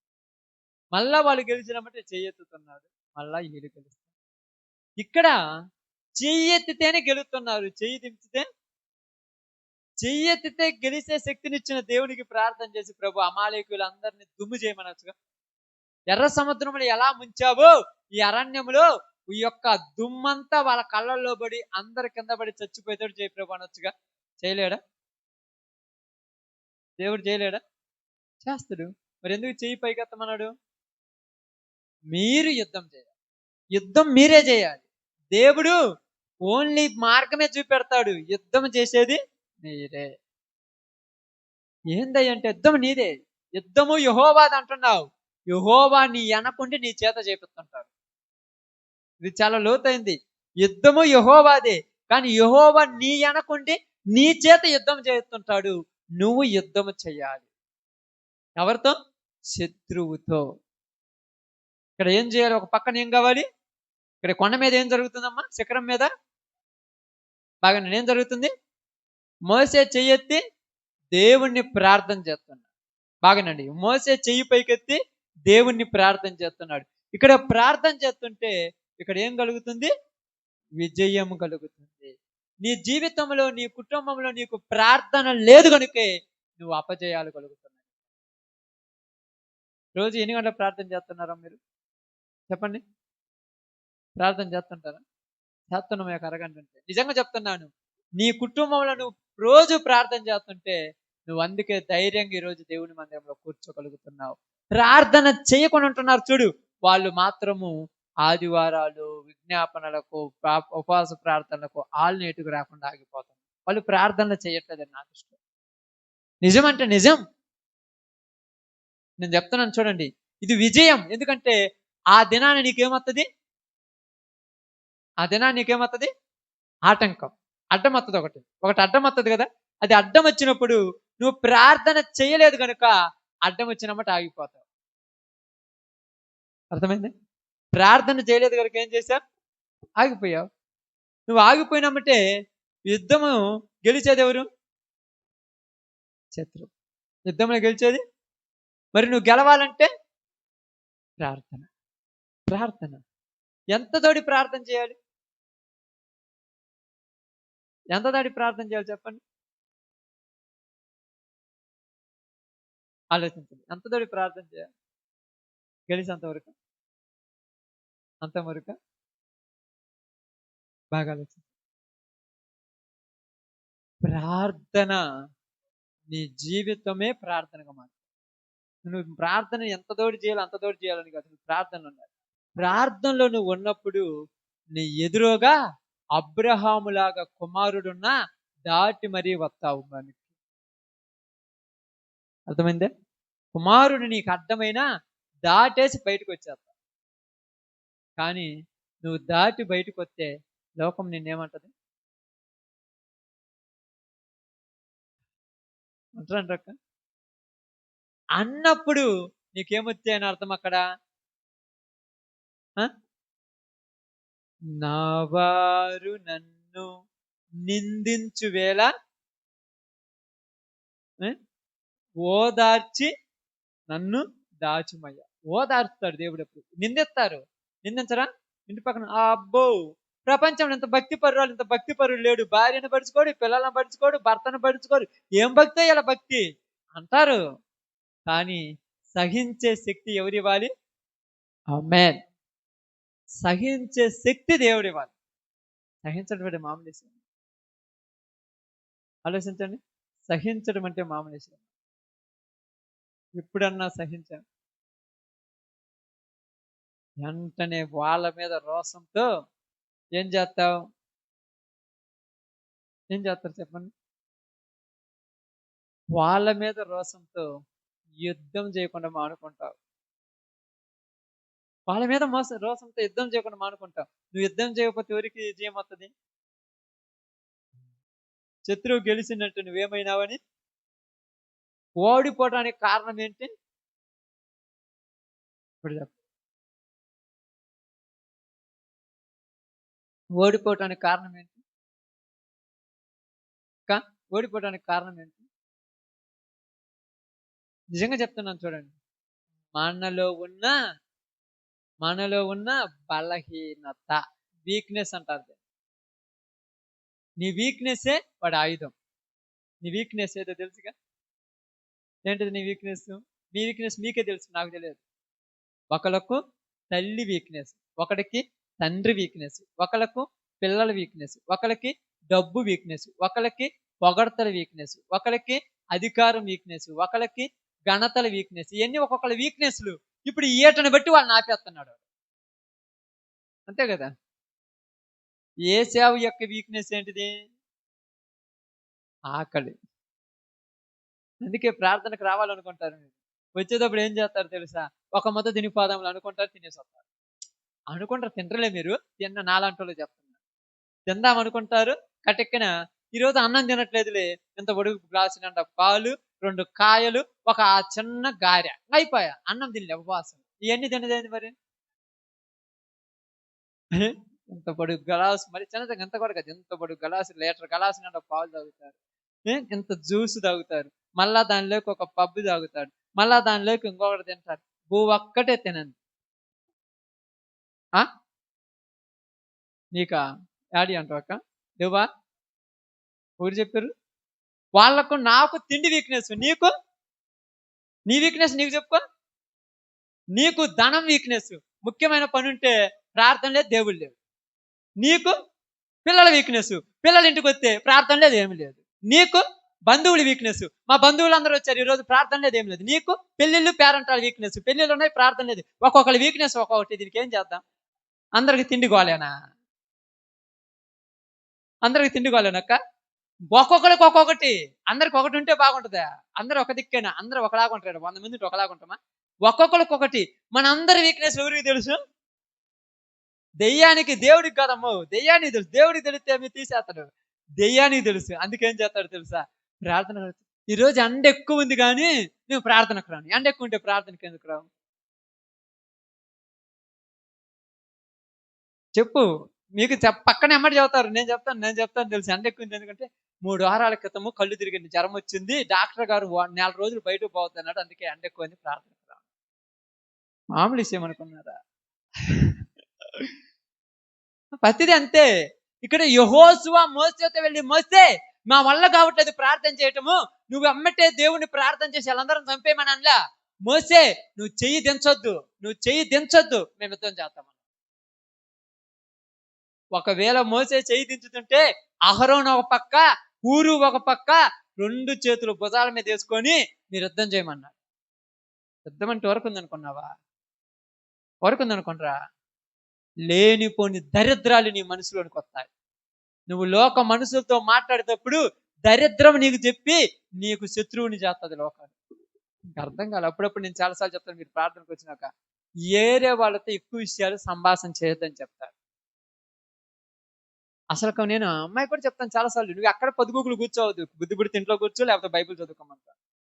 పక్కన వాళ్ళ దగ్గర పోవాలంటే పోయి దేవుడి గురించి చెప్పారు, నీ చేతనైతే అంత సీన్ లేదు, నువ్వు వాళ్ళు చెప్పి వచ్చి ఇంట్లో గోగుతుంటావు వరక.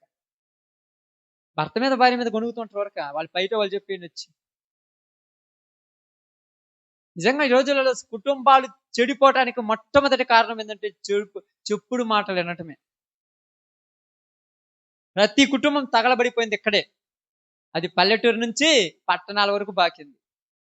ఇక్కడేమో మంచాల మీద కూర్చొని చెప్పుకుంటారు, అక్కడేమో సెల్ ఫోన్లో కూర్చొని చెప్పుకుంటారు. అక్కడికిక్కడ తేడా ఏమీ లేదు. చెప్పుడు మాటలు ఎక్కడికి ఒకటే. అందుకే ఇక్కడ చెప్తాను చూడండి, యెహోషువ మోషేతో చెప్పాడు, నువ్వు ఆగొద్దు, మేము మాత్రం యుద్ధం చేస్తూనే ఉంటాం. ఇప్పుడు దాకా సూర్యుడు అస్తమించేంత వరకు చేస్తాం యుద్ధం. సూర్యుడు అస్తమించడం అంటే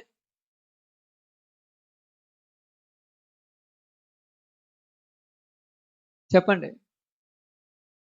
ఆలోచించండి. మీకు కొంచెం సూర్యుడు అస్తమించడం అంటే ఆమేన్, నీ జీవితం ముగించేంత వరకు నువ్వు యుద్ధం చేయాలి, ఇంకా తప్పదు. సూర్యుడు అస్తమిస్తే నీ జీవితం అయిపోద్ది. అస్తమిస్తే ఏమవుద్ది? నీ జీవితం అయిపోయినట్టే. ఎప్పుడైతే జీవితం అయిపోయిందో అప్పుడు నీకు విజయం వచ్చేస్తుంది. ఏమన్నాడు అక్కడ? కాలాన్ని ఆపాడు. ఇప్పుడు నువ్వేం ఆపమంటావు? ఏం ఆపమనాలి ఇప్పుడు నువ్వు? అప్పుడప్పుడు పిరికోల్లాగా ప్రార్థన చేస్తారు తెలుసా? ఏం ప్రార్థన చేస్తారు పిరికోల్లాగా? మీరు చేసేది చెప్పండి, నేను చేసేది కాదు, అందరం చేస్తాం. ఏం ప్రార్థన చేస్తాం? ప్రభువా, ఈ బాధలు తట్టుకోలేకపోతున్నా కానీ ఎమ్మటే నన్ను దేశపో. యాడికి అంటే చంపేయమనేగా? అంటే కాలాన్ని ఆపవా? కాలాన్ని ఆపు ప్రభు, నేను యుద్ధం చేసి వస్తానని ఎప్పుడన్నా అన్నవా? ఈ కష్టాల్లో నుంచి తొందరగా నన్ను దేశపో ప్రభు. నువ్వు దేశపోతే ఊరు చేయాలి యుద్ధం అదంతా. చచ్చిపోవటానికి ఎంత ప్రార్థన చేసి ఉంటారు, కానీ దేవుడు దేశపోయి ఎన్నిసార్లు చచ్చిపోయేవాళ్ళు. కష్టం వచ్చిన ప్రతిసారి ఇదే ప్రార్థన కదా మనం చేసేది. వీళ్ళ వల్ల నేను చచ్చిపోతే కానీ సిగ్గు రాదంట. నువ్వు చచ్చిపోతే వాడికి సిగ్గు ఏమవుతుంది? ఒక అమ్మకి ఇంకొక ఆమెను చేసుకుంటాడు, ఇంకొక మనిషిని చేసుకుంటుంది, ప్రశాంతంగా జీవించుకుంటుంది, వాళ్ళు ఇష్టం వచ్చినట్టు. అప్పుడు అడిగే వాళ్ళు ఉంటారు, ఇంకా నీవే సగంలో చచ్చిపోయి నరకానికి పోతావు. ఆయుసు పొడిగించమని ప్రార్థన చేయి. కాలాన్ని పొడిగించు ప్రభు. దేనికంటే నేను మార్చాల్సిన వాళ్ళు భూమి మీద చాలా మంది ఉన్నారు. వీళ్ళందరినీ దేవుని దగ్గరకు తెచ్చేంత వరకు ఈ కష్టాలు ఎన్నొచ్చినా యుద్ధమే చేస్తాను, నువ్వు నాకు మాత్రం సహాయం చేయని ప్రార్థన చేయి. జీవితము అస్తమించటం అనేది యుద్ధం అంటే. కాలాన్ని ఆపాడు. నీ కాలాన్ని ఆపమని ప్రార్థన చేస్తావా, తీసేయమని ప్రార్థన చేసింట్రా? ఈ బాధలు భరించి తొందరగా పోతే యాడికి పోవాలనుకుంటారు తొందరగా? ఏందమ్మా, యాడికి పోవాలనుకుంటారు? ఎట్లా తెలుసా జీవితం అంటే? అంటే మీకు అర్థం కావట్లేదు చెప్తాను, ఏమనుకోవద్దు. పెళ్ళైన కొత్తలో భార్య మెట్టినింటికి పోయిన తర్వాత ఇక్కడ కష్టాలు ఎక్కువైతే పుట్టింటికి పోయినా బాగుంది అనిపిస్తుంది.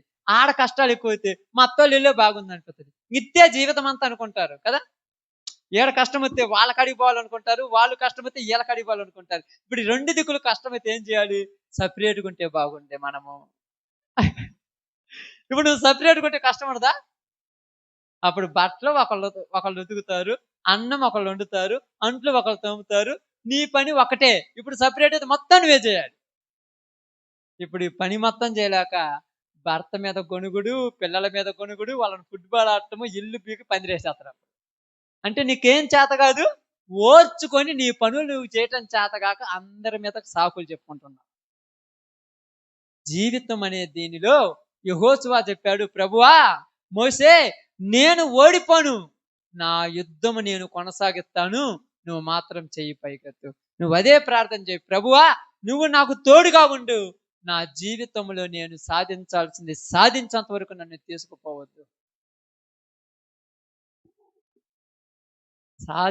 తీసుకుపోవద్దని ఇక్కడ ఉంచిన తర్వాత నీ పనులు నువ్వు చేసుకుంటే మళ్ళీ ఆయనకి ఇబ్బంది అయిపోతావు. అర్థమైందే? కాలం పొడిగించిన తర్వాత దేవుణ్ణి మర్చిపోయి నీ ఇష్టం వచ్చినట్టు నువ్వు తిరుగుతుంటే అప్పుడు మొదటి స్థితి కంటే కడపటి స్థితి ఘోరంగా ఉంటది, ఇంకా దరిద్రంగా తగలబడి చచ్చిపోతుంది. అందుకే నిజంగా చెప్తున్నాను, చాలాసార్లు చూడండి, మీ అందరూ చెప్తున్నాను, ఇది దేవుడు చేసే యుద్ధం. ఆ యుద్ధంలో మనం ముందుండి నిలబడాలి, నువ్వు నిలబడాలి. అందుకే నీకు చాలాసార్లు చెప్తుంటా, ఎన్నిసార్లు చిన్న సమస్యలు అనేవి ప్రతి వాళ్ళకు వస్తుంటాయి. యెహోషువ చేశాడు ఇక్కడ ప్రార్థన. యెహోషువ యుద్ధానికి 2 సహాయకులు కావాల్సి వచ్చింది. ఎవరాళ్ళు?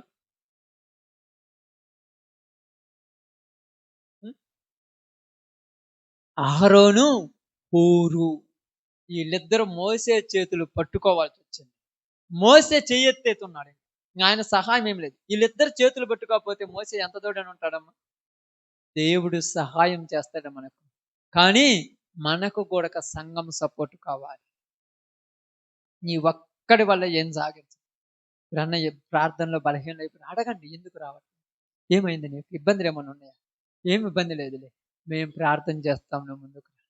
ఇప్పుడు వాళ్ళు సమస్యలు చెప్పరు, సాకులు చెప్తారు. మీకు సమస్య చెబితే తీర్చొచ్చమ్మా, సాకులు చెబితే సమస్య అని చెప్తారా? మీకు అడగండి, ఎందుకు ప్రార్థనకు రాలేమంటే సమస్య అని చెప్తారా? ఎందుకు చెప్పరు సమస్య? యుద్ధము చేయని చేతగానోడు సమస్య చెప్పడు, యుద్ధము చేయని చేత అయినోడు సమస్య చెప్పి సహాయమును కోరుకుంటాడు. గిబియోనీయులు ఎందుకు బతిమలాడారు యెహోషువ దగ్గరికి వచ్చి? ప్రాణాలు కావాలి వాళ్ళకు. ఏం కావాలి? ప్రాణం కావాలి. ప్రాణం కాపాడుకున్నందుకు ఏం పని అప్పగిచ్చారు వాళ్ళకి తెలుసా? చూడండి, రాత్రి చదివించాను అనుకుంటా, మాట చదవలేదు. యెహోషువ గ్రంథం చూడండి, మీకు అర్థం కావడానికి 9వ అధ్యాయము 9వ అధ్యాయము చూడండి, 27వ వచనం. 9:27. అయితే సమాజము కొరకును యెహోవా ఏర్పరచుకొను చోటు నుండి బలిపీఠము కొరకును కట్టెలు నరుకువారుగాను నీళ్లు చేదువారుగాను యెహోషువ ఆ దినమందే వారిని నియమించను, నేటి వరకు వారు ఆ పని చేయువారునై ఉన్నారు. వీళ్ళకి ఏ పని అప్పగించారు? సమాజం కొరకు, సంఘము కొరకు బలిపీఠం దగ్గర అవసరానికి మీరు పనులు చేయండి అని చెప్పారు. ప్రాణం ఉన్నది దేనికోసం? ఈ ప్రాణం అంటే సంఘానికి, బలిపీఠానికి పరిచర్య చేయటానికే. ఇప్పుడు నీకు ప్రాణం ఉంటే దేనికి పరిచర్య చేయటానికి? సంఘానికి, బలిపీఠానికి చేస్తారా పరిచర్య? మాకేమవుతుంది ఇలా చేస్తే? నాకు చేస్తున్నారా? ఇప్పుడు నేను ఉదాహరణకి ఎగ్జాంపుల్ చెప్తున్నాను. ఈ యొక్క వెహికల్ ఆటో తీసుకున్నాం మన సంఘం మీద. ఇప్పుడు మనం రోజు ప్రార్థన పోతే నాకేమవుతుంది అనుకుంటే అసలు ప్రార్థనకే పోతున్నా? ఆటో తీసుకొని శుభ్రంగా తిప్పుకుంటాను, సేవ అని చెప్పుకొని ఆటో తిప్పుకుంటా ఆదివారం ఒకటి ఆడదాపోయి మళ్ళా రోజు ఆటో తిప్పుకుంటున్నాను. ఏమైనా కొడతారక్క మీరు? మీరు కూడా ఏమంటారు? ఉద్యోగం అనుకొని సేవ చేస్తున్నారు అంటారు. ఆటో తిప్పుకుంటున్నంటే ఏదో ఖాళీగా ఉండే వరకు అక్కడ తిప్పుకుంటున్నారు అంటారు, కానీ నన్ను ఎప్పుడన్నా ఎక్కిరిస్తారా? ఇది ఎట్టుంది? అనుకూలంగానే ఉందిగా, కానీ నా పని దేవుని బలిపీఠం దగ్గరే చేయాలి, దేనికి చేయకూడదు నేను పని. మళ్ళీ ఇది పరిచర్య ధర్మం అంటే. కానీ ఇక్కడ కూడా కాటంకాలు వస్తాయి, అప్పుడప్పుడు వస్తుంటాయి. ఎందుకు? ఆ అవసరాలు మీకు కూడా వస్తుంటాయి కదా అవసరాలు. ఒక్కొక్క రోజు కనీసం చెప్తున్నాను చూడండి, ఉదయకాలం మొదలుకున్న మనిషికి సాయంకాలం దాకా కనీసము ₹1 కూడా చేతిలో ఉండదు. కానీ అలాంటి సమయం వచ్చినప్పుడు కూడా దేవుడి పనిని వదిలిపెట్టి పోవాలని ఆలోచన రాకూడదని ప్రార్థన చేస్తాం. రూపాయి కూడా ఉండదు చేతిలో. ఎక్కడికైనా పోవాలి, ఏదన్నా తినాలన్న రూపాయి కూడా ఉండదు. కనీసం ఇంట్లో వస్తువులు కూడా డబ్బులు ఉండవు. కానీ అలాంటి టైంలో ఏమనిపిస్తుంది? ప్రభువా, ఈ అవసరం వచ్చినప్పుడు పక్కదారి పట్టకుండా ఉండే మనసు దయచేయమని ప్రార్థన. కష్టాలు ఊరికి రాకుండా ఉంటాయి చెప్పండి. మీరు అనుకుంటారు మీకే కష్టాలు, అందరికీ ఉంటాయి కష్టాలు. ఎంత చెట్టుకి అంత గాలి. చెట్టు పెరిగే కొంది గాలి కూడా పెరుగుతుంటది కదక్క. చెట్టు తక్కువగా ఉంటే తక్కువ బాధే, ఎక్కువ చెట్టు పెరుగుతుంటే గాలి పెరుగుతుంటది. ఒక్కొక్క సమస్య మనల్ని కాడికి ప్రార్థనకు ఆపాలని. మీరు ఎన్నైనా చూడండి, ప్రార్థనకు ఆపాలని తప్పక ఇంక దేనికైనా ఆపాలని ఉంటుంది ఆ సమస్య. ఇప్పుడు ఆగారమ్మా ప్రార్థన తప్పక దేనికైనా? చెప్పండమ్మా. ముఖ్యమైన వాళ్ళ ఫంక్షన్ అమ్మా, జ్వరం వచ్చింది, నీరసమైంది, లేయలేవు, టాబ్లెట్లు 2 మింగుతావు, సెలైన్ గడుచుకుంటావు, 3 సూదులు వేస్తావు, ఆడైనా పోయి పండుకుంటావు, ఏమన్నా అనుకుంటామని పోతావు కానీ ప్రార్థన కాడికి వచ్చి కూర్చుంటావా? కష్టం. ఎందుకంటే దేవుడు నిన్ను యుద్ధ రంగంలో నిలబెట్టారు. ఎందుకంటే మనకు బైబిల్ గ్రంథంలో రాయబడింది, చూపిస్తాను చూడండి, మీకు అర్థం కావటానికి అనుకుంటాను. తిమోతికి రాసిన 2వ పత్రిక అనుకుంటాను.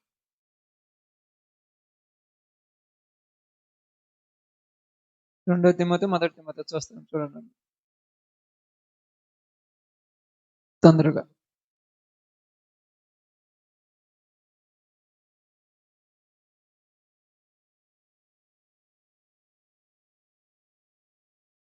మొదటి తిమోతి చూడండి, ఇక్కడ ఒక మాట ఉంటది.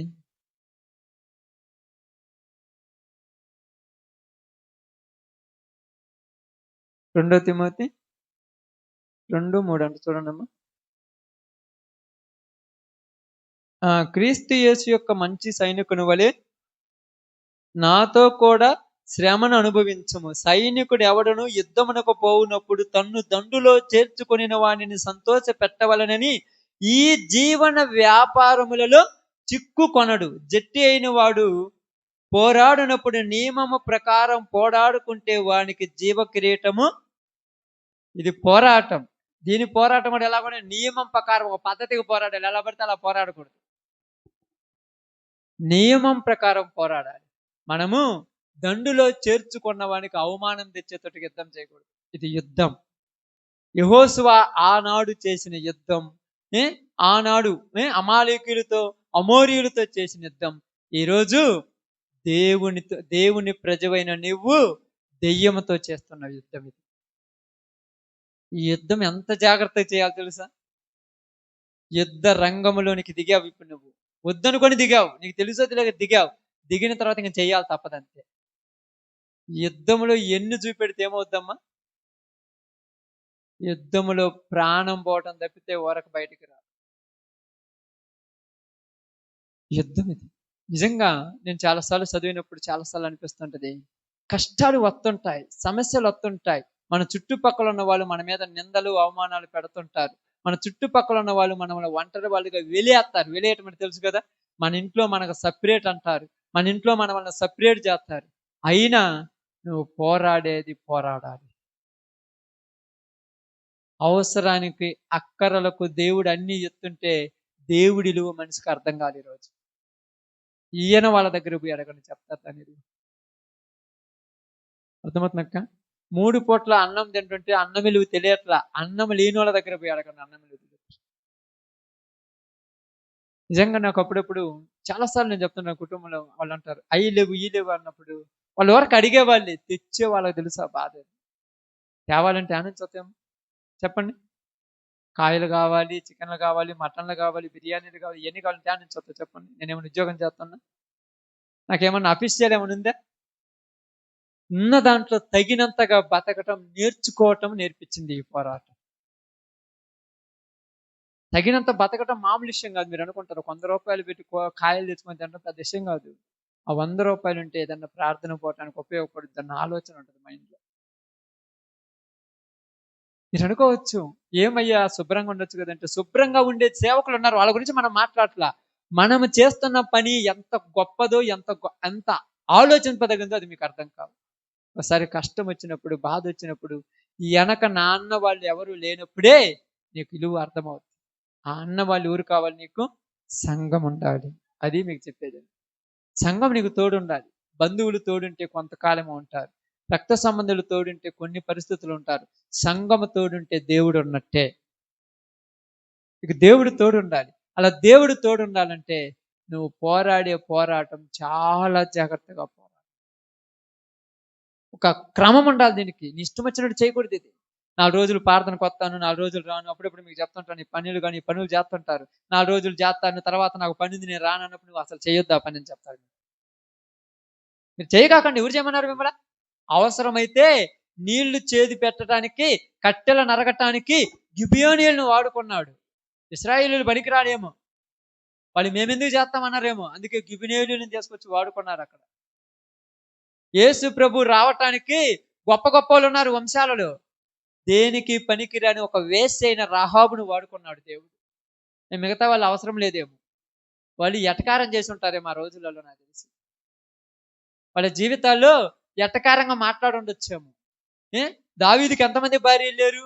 పనికిరానటువంటి ఒక తప్పుడు పనిలో వచ్చినటువంటి బచ్చబాను వాడుకున్నాడు. మీకు తెలుసు, ఆమె గర్భవతి అయ్యి ఇంట్లో తిరుగుతున్నప్పుడు ఎంతమంది ఆమెను అనుంటే తలంచుకొని తిరుగుతుందామా? బాగా ఆలోచించండి. ఎందుకు చెప్తున్నానంటే, నీవు పని చేయటానికి ప్రారంభించుకున్న ఒక రోజు అప్పగించుకున్నావు, చేత కాకపోతే వదిలే, ప్రారంభంలోనే వద్దని చెప్పండి. మధ్యలోకి వచ్చిన తర్వాత ఇంట్లో వాళ్ళు ఇబ్బంది పెడుతున్నారు, నాకు ఆ సమస్యలోని ఈ సమస్యలోని పని ఆపటం కంటే ఆ పనికి రాకుండా ఉండటమే మంచిది. ఇది దేవుని పని, నీ ఇష్టం వచ్చినట్టు పని కాదు. 4 రోజులు పొగాకేస్తే నష్టం వస్తే మిర్చి వేసుకుంటా, మిర్చి నష్టం వస్తే బొబ్బరి లేస్తానంటే ఇది కాదు. ఇది ఆధ్యాత్మికమైన వ్యవసాయం. కష్టం వచ్చినా, నష్టం వచ్చినా, ఇరుకులు వచ్చినా, ఇబ్బందులు వచ్చినా, సమస్యలు వచ్చినా, చివరికి ప్రాణం పోయినా పని ఆగకూడదు అంతే. ఆ పనులు ఆగొచ్చు, ఎందుకంటే నిన్ను ఎవరు ఏం చేయరు. ఈ పని పరలోక సంబంధమైన పని. అందుకే రాయబడింది ఏం తెలుసా? ఇదిగో ఏం రాయబడింది? అపోలో ఎవరు? పౌలు ఎవరు? కేఫా ఎవరు? అందరూ ఆయన పనిలో, ఆయన పొలములో వ్యవసాయదారులమే కదా. ఒకడు నీరు పోసెను, ఒకడు నాటెను, ఒకడు ఎరువు వేసెను, వృద్ధి కలుగు చేయవాడు దేవుడే. ఎవరో వద్దన్నాడని పౌలు ఆగితే, భార్య వద్దన్నదని కేఫా ఆగితే పని జరిగేదే? ఎవరు వద్దన్నా విడిచిపెట్టి మరీ పని చేయాలి. నీ పని. లోకాన్ని చూసినప్పుడు ఆశలు పడతాయి, అందరికీ కోరికలు పడతాయి, అలాగుంటే బాగుండే అని. అలాగుంటే నీకు బాగా ఎట్లా ఉంటది? నీ కోరిక లోక సంబంధమైందైతే లోకానికి వెళ్ళిపో. అందుకే లోకానికి దేవుడికి మధ్య ఇరక్కపోయిన వాళ్ళు మధ్యలోనే చచ్చిపోయారు. దేవుడి పని చేస్తానని లోకం పని చేసిన వాళ్ళు మధ్యలోనే చచ్చిపోయారు చాలా. నిజం, నేను అదే చెప్తున్నాను మీకు. ఇది దేవుడి పని. నాకు కష్టాలు వచ్చినా, నష్టాలు వచ్చినా, ఇబ్బందులు వచ్చినా, ప్రాణం పోయినా పని మీద నుంచి వెనుకడుగు వేయకూడదు. అప్పుడప్పుడు చాలాసార్లు చెప్తుంటారు మీరందరూ, నాగట్టు మీద చేయి పెట్టి వెనుక తిరిగి చూడకూడదు. ఇది నీ పని కాదు, ఇది దేవుడి పని. ఆయన నిన్ను పిలుచుకున్నాడంటే నువ్వు ఎంత గొప్పడివని. అందుకే చాలాసార్లు చెప్తున్నాను కొంతమందిని, మీరు 1-2 సార్లు ఏదైనా పరిచయం చేయాలన్నప్పుడు అడుగుతానమ్మా, ఇష్టమైతే చేయండి, ఇష్టమైతే చేయండి, ఇష్టమైతే చేయండి, పట్ల పరిచేది, ఇది చేసేది ఇష్టమైతే చేయండి, మాకు కుదరదు అన్నప్పుడు వదిలేయండి. ఎన్నో ఉంటాయి పొలం పనులు, వాటిని చూసుకోండి. అవసరమైన వాళ్ళు చేస్తారు, ఎవరు కాకపోతే దేవుడి పనిలో ఉన్నటువంటి వాళ్ళే వచ్చారు. నీకు అవసరం లేకపోతే వదిలేయి. నీకు ముఖ్యమైన పనులు వస్తాయి, ముఖ్యమైన పనుల కాలం వచ్చినప్పుడు నువ్వు రావనికి వదిలేసే, నువ్వు చేయగాకండి. దయచేసి చెప్తున్నాను, చేసే వాళ్ళే ఉంటే చేస్తారు, లేకపోతే దేవుడే చేసుకుంటాడు వచ్చి. ఎవరు చేయమన్నారు? నీకు పని ఉన్నప్పుడు ఒకలాగా, పని లేనప్పుడు ఒకలాగా చేసి. ఇదేమన్నా ఇంట్లో పని అనుకున్నాను. ఈరోజు నాకు బాగలేదు, అన్నం నువ్వు వండి అంటానికి కుదురుద్దా? ఈరోజు నాకు కుదరలేదు, పోయి నువ్వు వాక్యం చెప్పమంటే కుదురుద్దా? నీ పని నువ్వు చెయ్యాలి. నీ పని దేవుడు నీకు అప్పగించాడు. ఇప్పుడు నీకు వేరే పని అప్పగిస్తే ఈ పని మొక్కలు చేయొచ్చు, తప్పులేదు. కానీ నువ్వు అసలు పనే చేయకుండా మానుకున్నావు అనుకోండి, తొందరలో నువ్వు నాశనమానికి దగ్గర పడుతున్నావు నాకు. అందుకే ముందుకు సాగుతున్న వాడిని వెనుకకి లాగే వాళ్ళు 100 కోట్ల మంది ఉంటారు, ముందుకు నడిపించే వాళ్ళు ఒక్కళ్ళు కూడా ఉంటారు. ఈరోజు ముందుకు సాగుతున్నాం అనుకో, నేను అందరూ వెనక్కి లాగేవాళ్ళు, ముందుకు ఎవరైనా సపోర్ట్ చేసేవాళ్ళు అంటారు. చివరికి ప్రార్థనలో ఉన్న మనం కూడా అంటాం, మేము కూడా రావట్లేదు ప్రార్థనకు, రోజు పొమ్మన్నారని మనమే చెబుతాం. చెప్పమా మనం కూడా. కానీ ఇది దేవుడి పని. అందుకేమన్నాడు తెలుసా? ప్రభువా, ఇది నీవు చేస్తున్న యుద్ధంలో నన్ను నమ్మి నిలబెట్టుకున్నా. ఎంతో మంది ఉన్నారు ఇశ్రాయేలు ప్రజలు. యెహోషువ, నేను నన్ను ఎందుకు నిలబెట్టుకున్నా? నాలో ఉన్న రోషము నువ్వు చూశావు. అందుకే యెహోషువ ఏమన్నాడు అందరూ తెలుసు కదా, మీరు మీ ఇష్టం వచ్చిన వాళ్ళకు మొక్కండి, నేనును నా ఇంటి వారు మాత్రము యెహోవానే సేవించదము అన్నాడు. ఇదో నా కోరికల కోసం, నా ఇష్టాల కోసం, నాకు నచ్చిన వాళ్ళని తీసుకొచ్చి సేవకులుగా చేస్తే రేపు లోకంలో తగలబడిపోతున్నారు. ఊరికి జవాబు చెప్పాలి. కోరికలు తీర్చుకోకుండా వచ్చి ఇడికొచ్చి వాక్యం చెప్పి బయటకు పోయి ఇష్టం వచ్చినట్టు తిరిగితే, ఎవరు పరిచర్య చేసి బలిపీఠం దగ్గర బయటకు పోయి ఇష్టం వచ్చినట్టు పోట్లాడితే, ఎవరు నువ్వు బలిపీఠం దగ్గర ప్రార్థన చేసి బయటకు పోయి నీ ఇష్టం వచ్చినట్టు తిరిగితే, మిమ్మల్ని బట్టే కదా అన్య జనుల మధ్య నా నామము దూషించబడుతుంది. మీకు అందరికీ చెప్తున్నాను, ప్రార్థన అయిపోయిన తర్వాత మీరు 1 గంట కూర్చోండి, 2 గంటలు కూర్చోండి, కానీ ఎంత టైం బైబిల్ చదివి ప్రార్థన చేస్తున్నారు మీళ్ళలో చెప్పండి. మీరు ఒక్కొక్కరు మీరు ఆలోచించుకోండి. బయటికి చెప్పాల్సిన పని లేదు. మీ మనసులో మీరు చూడండి. ప్రార్థన అసలు చేసే వాళ్ళు ఉన్నారమ్మా? మోకాళ్ళ మీద కూర్చొని ప్రార్థన చేస్తే నీకు కట్టుకున్న బంధాలు తెగిపోతాయి. ఆ ప్రార్థన చేయకపోతే పైకి ప్రార్థనకు వస్తా కానీ లోపలిని అంతా ఆ పనుల మీద ఉంటుంది నీ కోరిక అంతా. నాకు అసలు వాటి మీద ఆశే ఉండదు అని అంటావు, కానీ వాటి మీదే నీ మనసు అంత. ముఖ్యం నేను లేకపోతే ఆడ జరగదు. నువ్వు లేకపోతే పెళ్లి జరగదా? జరగదా? మీరు లేకపోతే పెళ్లి కూతురు లేకపోతే జరగదు, పెళ్లి కొడుకు లేకపోతే జరగదు. నువ్వు లేకపోతే కరెంట్ లేకపోయినా జరుగుద్ది, బ్యాడ్ మేళం లేకపోయినా జరుగుద్ది, ఏమి లేకపోయినా జరుగుద్ది. ఎవరు లేకపోయినా వాళ్ళు ఇద్దరుంటే జరుగుద్ది పెళ్లి. అదే కదా ఇప్పుడు అంతా అట్టే కదా, ట్రెండ్ మారిపోయిందిగా. కానీ నువ్వు లేకపోతే నీకు అప్పగించిన పని ఆగిపోద్ది, అది గుర్తుపెట్టుకో. యెహోషువ లేకపోతే యుద్ధం ఎవరు చేసేవాళ్ళన్నమాట? మళ్ళీ యెహోషువని తయారు చేయాలంటే ఎన్ని రోజులు పడుతుంది? మీరు అనొచ్చు దేవుడికి ఇప్పుడు నేను సేవకుని, ఇప్పటికిప్పుడు నేను ప్రార్థన పక్కనకి, బైబిల్ పక్కనకి పోయి ఉద్యోగం చేసుకుంటుంటే మళ్ళా నాలాగా 10 సంవత్సరాలు 8 సంవత్సరాలు అనుభవం కలిగిన సేవకుడు రావాలంటే ఎన్ని కష్టాలు పడాలి చెప్పండి. దేవుడు మళ్ళా ఎలాంటి వ్యక్తి కావాలి? అలాంటి సాక్ష్యం కలిగిన వ్యక్తిని నిలబెట్టాలి. ఎలాంటి వాడిని మళ్ళా బయటికి తీసుకురావాలి? దేవుడు తలుసుకుంటే చేస్తాడు కాదుగాను. మరి నా జీవితం ఏమైపోవాలి? మరి ఇప్పుడు నువ్వు ఉన్నావు, నీ ప్రాంతంలో నుంచి, నీ పరిస్థితిలో నుంచి, నీ కుటుంబంలో నుంచి నువ్వు బయటకు వచ్చావు. మళ్ళా నీలాంటి వ్యక్తిని తీసుకురావాలంటే ఎంత టైం పట్టుద్ది చెప్పండి? నిన్ను మార్చడానికి ఎంతమంది ఏడ్చుంటారో నీకు తెలుసా? నీకు వాక్యం చెప్పమని ఎంతమంది దేవుని బతిమలాడుంటారు నీకు తెలుసా? వీళ్ళందరూ ప్రార్థన చేయటం వల్ల నీ పరిస్థితిని నీకు అవకతవకలు చేసి, నీ కుటుంబంలో నిన్ను సతమతం చేసి, నీకు ఏ స్థితి రప్పిస్తే నువ్వు దేవుడి దగ్గరికి వస్తావో ఆ స్థితి నీకు రప్పించి నిన్ను ఇక్కడికి తీసుకొచ్చాడు తెలుసు. ఇదంతా ఒక క్రమము. అదే పరిస్థితి రాకపోతే నువ్వు వచ్చేవాడివి ఈరోజు. నీకు ఆ స్థితి రాకపోతే ఈరోజు ప్రార్థనలు వచ్చి కూర్చుండేవాడివి చెప్పండి నిజంగా. ఆ స్థితి నీకు రప్పించాలి. నిన్ను మార్చుకోవటానికి ఎన్ని ఇబ్బందులు పెట్టాల్సి వచ్చిందో దేవుడికి అర్థం. అంత నలగొడితే కానీ వచ్చాడు కూర్చోాలా నువ్వు, లేకపోతే మామూలు కూర్చుంటావా? కానీ చాలా మందికి కష్టాలు ఏం పడకుండా ఈజీగా వచ్చి ప్రార్థనలో కూర్చున్న వాళ్ళకి దేవుడు ఇల్లు తెలియదు చెప్తున్నాను. చాలా మంది ఫ్రీగా వచ్చారు. ఇప్పుడు కొంతమంది వచ్చారు, ఏ కష్టాలు వచ్చారు, కూర్చుంటారు, పోతారు, ఇంటికి పోతారు, మళ్ళీ బైబిల్ నవ్వుతారు, వాళ్ళ పని వాళ్ళు చేసుకుంటారు. వాళ్ళు అంటారు రోజు ప్రార్థన పోవాలా? నేను రోజు చావన పోవాలని ఇప్పుడు అన్నవా? రోజు పనికి పోవాలని ఇప్పుడు అన్నవా? ఈరోజు అన్నానరా? మరి రోజు పనికి ఎందుకు పోవాలి? రోజు ఇంట్లో నుండి పనికి అవసరం లేదు. ఏం తింటారు? శరీరం కోసం ఆహారం ఎంతో, ఆత్మ కోసం ప్రార్థన అంత 10 అంతలు. ఒక్క 4 రోజులు అన్నం తినకుండా సావరక్క. ఒక్క సెకండ్ దేవుడిచ్చిన ఊపిరి ఆగిపోతే ఖచ్చితంగా చచ్చిపోతావు. అది గుర్తుపెట్టుకోండి ప్రతి ఒక్కరు. అందుకని ఇక్కడ ఏమన్నాడు తెలుసా? నీవు నేను దిగింది యుద్ధ రంగములోనికి. ఈ యుద్ధము దేవుడు ఆపమని చెప్పకూడదు. దేవుడా శత్రువును చంపమనిగా చెప్పాల్సింది. దేవుడా శత్రువుని చంపే శక్తి నాకు ఇవ్వమని ప్రార్థించు. రెండింటికి తేడా ఏంటంటే, చంపమంటే నువ్వు ఓరక సోమరిపోతుగా ఉన్నావని అర్థం, నువ్వు చంపితే నువ్వు పని చేస్తున్నావని అర్థం. నువ్వు చంపటం మామూలు విషయం అనుకున్నావు. 10 మంది కూలీలను తెసిపోయి పని చేయమంటే ఊరేం చేస్తారు? నువ్వు పొలంలో పోయి చూద్దాం. ఎండ నెత్తిన పడుతుంటే, కింద కాలిపోతుంటే, నీళ్లు దాహం అవుతుంటే, మళ్ళా నీళ్లు తాగొచ్చే లోపు ఎడ నుంచి ఆడదాకా కలుపు తీయొచ్చులేని ఆడ కూర్చొని చేస్తుంటే ఆ బాధ నీకు తెలుసు. ఇంట్లో కూర్చొని టీవీ పెట్టుకొని కూలీలకు డబ్బులు ఇచ్చడం ఊరికేం తెలియదు. ఇది దేవుడు అన్నది. యుద్ధము చేయటానికి నేను యుద్ధ రంగంలోనికి దించాను. నువ్వు ప్రార్థన చేయాల్సింది యుద్ధాలు రాకుండా చెయ్యి ప్రభు అని కాదు, యుద్ధములో జయించటానికి బలముని ప్రభుని ప్రార్థించు. యెహోషువ దేన్ని ఆపాడు?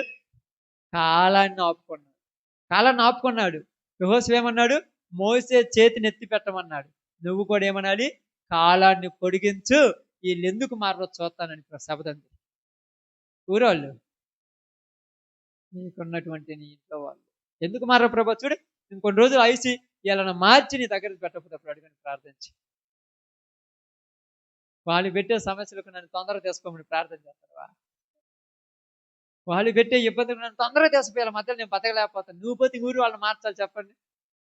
నువ్వు చేయాల్సిన ప్రార్థన ఏంది?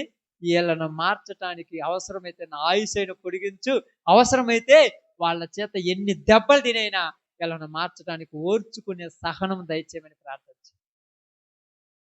ఈ ప్రార్థన దేవుడి చేసినప్పుడు కాలాన్ని ఆపిన దేవుడు నీకు ఇవ్వడా ఇస్తడా సహనం. అలా ఇచ్చినప్పుడు అమాలేకుల మీద అమోరీయుల మీద యెహోషువ గెలిచాడా ఓడిపోయాడా? ఇప్పుడు యుద్ధం చేసింది ఎవరు? యెహోషువ. వెనకుంది గెలిపించింది ఎవరు? ఇప్పుడు నీ ఇంట్లో యుద్ధం చేసేది ఎవరు? నువ్వే. వెనకుండి గెలిపించేది ఎవరు? నువ్వు అసలు యుద్ధమే చేయకపోతే గెలిపించేది ఎప్పుడు? యుద్ధం చేయాలి, యుద్ధం చేయాలంటే బైబిల్ తీసుకుంటారు, ప్రార్థన చేద్దాం అనుకుంటారు. ఊరని ఇంటికి రాగానే బైబిల్ మూసి తలుపు చేద్దాం అనుకున్నట్టు బయటకు వచ్చారు. అంత దొంగతనంగా ప్రార్థన వచ్చేవరమ్మ నిన్ను? అంత అంత సిగ్గుపడుతూ ప్రార్థన చేయమనరా? ఎవరున్నా లేకపోయినా నీ క్రమం నువ్వు చేయాలి. రోజు ఉదయం అరగంట అయితే, పావు గంట అయితే, రోజు ప్రార్థన పావు గంట చేయి. నీకు 100 మంది బంధువులు వచ్చినా, నీ ఇంట్లో పెళ్ళి అయినా, పేరంటమైనా, ఫంక్షన్ అయినా ప్రార్థన టైం మాత్రం పక్కా పెట్టాలి.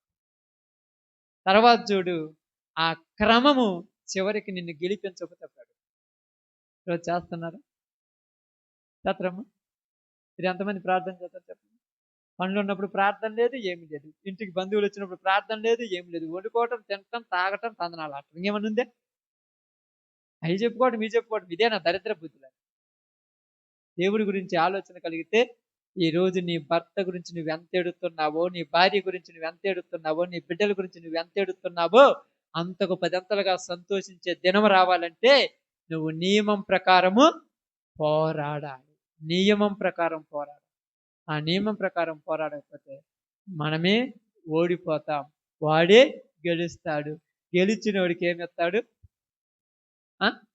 కిరీటం. నిజమే, మనకు దేవుడిస్తే వాడికి దెయ్యం ఇస్తారు, వాళ్ళు కూడా కిరీటం ఇస్తారు. దెయ్యం, అబ్బా నువ్వు 10 మంది ప్రార్థన పనులు చెడగొట్టావు, రారా నాతో కలిసి నరకం ఇంకా ఎక్కువ తగలబడుతుంది, కిరీటం వాళ్ళకి ఇస్తాడు. నువ్వు 10 మందిని మారితే బల నమ్మకమైన మంచు దాసుడా రా, నీకు 20 పట్టణాల మీద నీకు అధికారం ఇస్తున్నాను. ఇద్దరికీ కిరీటాలు ఉంటాయి. దేవుడిచ్చే కిరీటం నీకు పొందుకుంటే, దెయ్యం ఇచ్చే కిరీటం వాళ్ళు పొందుకుంటారు. ఎవరికైనా కిరీటాలు కావాల్సింది. కాబట్టి నీకు నాకు తెలియచేసింది ఏంటంటే, యుద్ధము చేయటానికి శక్తినివ్వమని ప్రార్థన చేయి. యుద్ధములో గెలిచేంత వరకు ఆయుష్నివ్వమని ప్రార్థన చేయి. అదే ప్రార్థన చేయండి. ప్రార్థన చేయి. తప్పించమని అస్సలు ప్రార్థన చేయగాక. ప్రార్థన చేస్తే ఎప్పుడు తప్పిస్తే మీరు ఎప్పుడు చేస్తారు? మరిచిపోయి ఒకవేళ సమస్య వచ్చిందానికి ఎమ్మటే పడిపోతారు.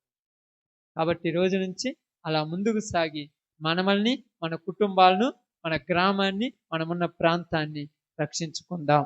అలాంటి కృప దేవుడు అనుగ్రహించును గాక. ఆమేన్. అందరూ కూడా తల ఉంచి ప్రార్థన చేద్దాం. అందరూ కూడా ఆరాధన కొరకు సిద్ధపడదాం. కృప కలిగిన దేవుడు, కనికరం కలిగిన ప్రభు